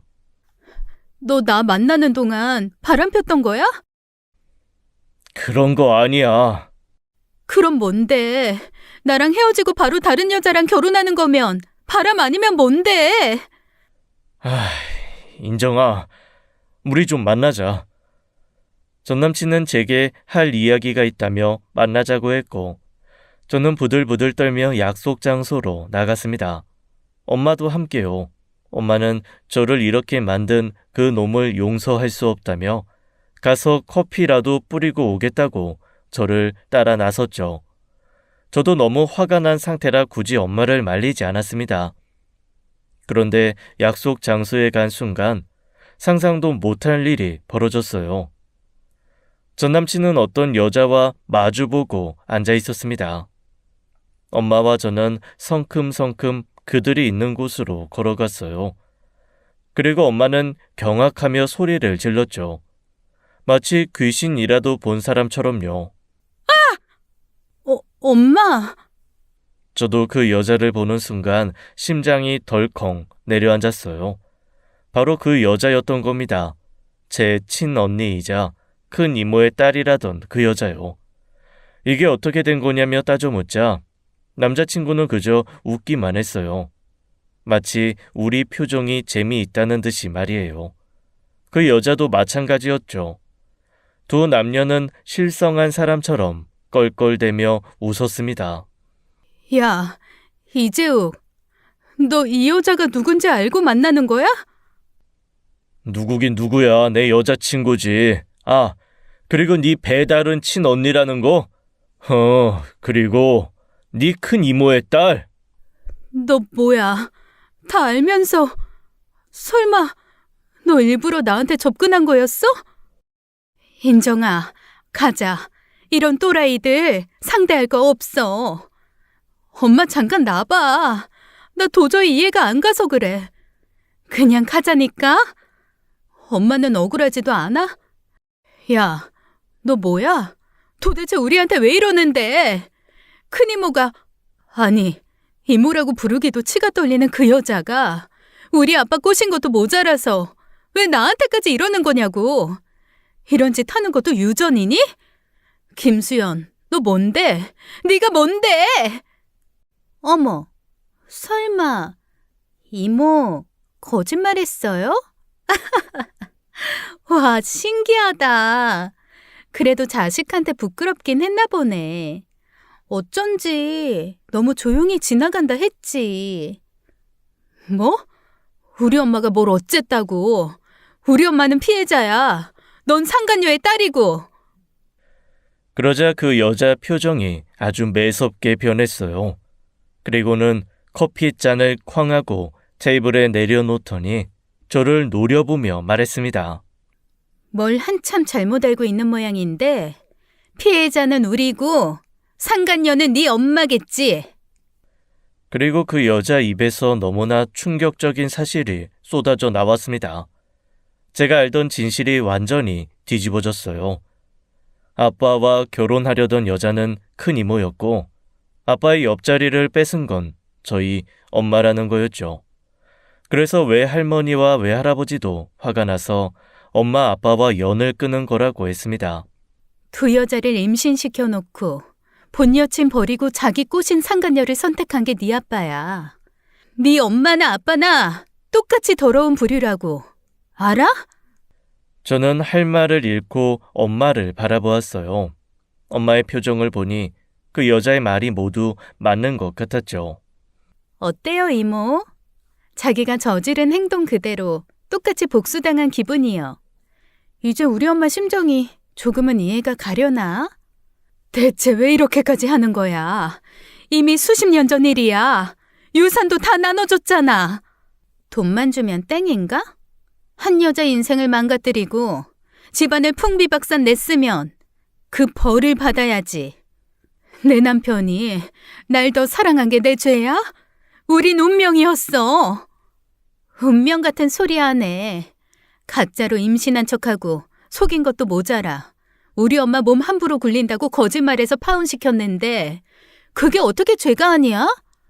우리 엄마는 당신 때문에 나를 낳고도 평생을 우울증에 시달렸어. 그래서 결국 여자는 이를 악물었습니다. 남친과 저의 만남은 모두 계획된 거였습니다. 결혼 전 첫 인사 드리려고 만난 예비 시부모들도 모두 가짜였어요. 심지어 그가 살던 집과 그 부모님이 사는 집도 모두 가짜였습니다. 단기 임대로 아파트를 빌려 저를 감쪽같이 속인 거였죠. 저는 믿는 도끼에 발등 찍힌 것도 모자라 이들의 눈속임에 제가 한치의 의심도 없이 속았다는 게 너무 충격이었어요. 왜 사람들이 충격을 받으면 실어증이 오는지 그 순간 이해가 갈 정도였죠. 그런데 충격은 그게 다가 아니었습니다. 그 여자와 전 남친은 자리를 뜨기 전 제게 말했습니다. 나 임신했어. 3개월이래. 너는? 뭐? 너도 임신했냐고. 그게 무슨 소리야? 재욱 씨가 일부러 흘렸는데 몰랐어? 그 순간 저는 눈앞이 캄캄해지고 귀가 먹먹해져 왔습니다. 너 이 새끼, 내 딸한테 무슨 짓을 한 거야? 말해! 수연이가 방금 말했잖아요. 그 정도도 못 알아들어요? 아니야. 그럴 리 없어. 수연이 너 계속 생리했지? 어? 왜 말을 못해? 얼른 대답해! 저는 제 생리 주기를 되짚어 보았습니다. 그동안 충격에 휩싸여 몸이 안 좋다고만 생각했어요. 생각해보니 생리 날짜를 세워본 지도 한참 된 것 같았죠. 평소에도 불규칙적인 편이어서 스트레스로 그런 줄만 알았습니다. 왜냐하면 전 남친과는 철저하게 피임을 해왔거든요. 저는 고개를 양옆으로 세차게 흔들었습니다. 엄마의 탄식 같은 신음이 들렸어요. 정말 몰랐나 보네. 이래서 부모가 지은 죄 자식한테 간다는 말이 있나 봐. 그쵸, 이모? 니들 둘 다 가만 안 둬. 내 딸 잘못되면 가만 안 둔다고! 엄마는 저를 밖으로 끌고 나왔습니다. 저는 힘없이 끌려갔어요. 입구에 붙어 있던 거울 속의 제 모습이 보였어요. 하얗게 질려 공포에 질린 표정이었죠. 엄마는 저를 집에 데려다 주고는 다시 나가서 임신 테스트기를 사왔습니다. 엄마가 제 손에 임신 테스트기를 쥐어줬어요. 손이 바들바들 떨려왔습니다. 엄마, 나 안 할래. 무서워서 못하겠어. 엄마는 제 앞에 무릎을 꿇었습니다. 엄마가 미안해. 엄마가 정말 미안해. 엄마는 해가 질 때까지 제 앞에 무릎을 꿇고 있었습니다. 그 후로 2달이 지났어요. 그 사이 그들에게는 어떠한 연락도 오지 않았습니다. 저는 조금 부른 배를 손으로 감싸고 전화기를 들었어요. 신호음이 몇 번 가다가 여자 목소리가 들렸어요. 여보세요? 그쪽에서 먼저 나한테 전화할 줄 몰랐는데 왜 전화했어? 왜 이렇게까지 한 거예요? 그 여자는 잠시 침묵하더니 말했습니다. 내가 아빠를 찾아간 적이 있어. 엄마 죽고 나서. 그때 참 매몰차게 날 부정하더라고. 그때부터 복수해야겠다고 생각하면서 살아왔어. 그런데 복수하려고 하는데 아빠가 암이래. 나한테 유산을 물려주겠대. 유언장까지 보여주더라고. 공증받은 거라고. 미안하다고. 그래서 마음이 흔들리더라고. 복수할 생각으로 이악 물고 살았는데 이제 와서 미안하다니까 김이 팍 새는 거야. 그런데요? 그런데 어쩐 일인지 유언장이 바뀌었어. 그 유언장에 내 얘기는 하나도 없었고 네 엄마 짓이었어. 그 다음은 내가 얘기 안 해도 알겠지? 내 분노가 어디로 향했는지. 저는 조용히 전화를 끊었습니다. 그리고 그 여자에게 사진 한 장을 보냈습니다. 저의 불러온 배가 나온 사진이었어요. 그러자 그 여자에게서 바로 전화가 오기 시작했습니다. 저는 전화를 받지 않았어요. 그런데 문자가 오더군요. 뭐야, 너 임신했어? 설마 정말 임신한 거야? 이 사진 뭐냐고! 저는 아무 대꾸도 하지 않았습니다. 그 여자뿐 아니라 그 남자에게서도 미친 듯이 문자가 왔어요. 야, 너 이거 뭐야? 너가 어떻게 임신을 해? 말해보라고. 설마 내 애 아니지? 야, 너 빨리 전화 안 받아? 저는 그 둘에게 똑같은 문자를 보냈습니다. 30년 후가 기대된다고요. 그때쯤에 보자고요. 코웃음이 저절로 나왔습니다. 그 둘의 반응이 웃겼어요. 일부러 저를 임신시킨 것처럼 행동하던 그가 이제 와서 이러는 이유는 그 모든 게 거짓말이었기 때문이었죠. 일부러 흘렸다는 그 거짓말은 저를 겁먹게 하려고 했던 말일 겁니다. 그들은 제가 큰 이모처럼 임신된 채 버려지길 바랬겠죠. 아니면 제가 그렇게 느끼기라도 하길 바랬을 겁니다. 저는 그들의 다급하고 초조해하는 문자들을 천천히 읽어 내려갔습니다. 그리고 곧바로 핸드폰 대리점에 방문해서 전화번호를 바꾸었어요. 저는 버스에 올라탔습니다. 버스는 번화가에서 내렸고 저는 병원으로 향했어요. 초음파 결과는 지난번과 같습니다. 임신 징후는 없고 난소도 정상 상태예요. 약은 꾸준히 드시고 계시죠? 네. 근데 선생님, 요즘엔 밤에 잠이 잘 안 와요. 혹시 약이 안 듣는 거면 진짜 임신된 건 아니죠? 물론 그럴 일은 없습니다. 피검사 수치도 임신이 아니라고 하고요. 상상 임신은 단순한 착각이 아닙니다. 몸이 실제로 반응하는 진짜 증상이에요. 조금 더 마음을 편히 먹고 치료 꾸준히 해보시죠. 필요하시면 심리 상담 받아보시는 거 어떠세요? 제가 의뢰서 써드리겠습니다. 저는 호르몬 치료와 정신과 치료를 병행했습니다. 원인을 알 수 없는 호르몬 변화로 인해 저는 상상 임신을 한 거였어요. 그 후로 시간이 지나 지금은 모두 괜찮아졌습니다. 정신과 상담을 받은 게 큰 도움이 되었던 것 같아요. 요즘은 교회를 다니며 제 마음을 다스리고 있어요. 저는 가끔 고민합니다. 그들에게 진실을 말해줄 것인지를요. 물론 저도 잘한 건 하나도 없다는 걸 압니다. 복수는 복수를 낳는다는 말도 알고요. 하지만 저는 너무 억울하고 고통받았다고 생각합니다. 죄를 지은 사람은 엄마인데 왜 내가 그 죄를 받아야 하는지 모르겠어요.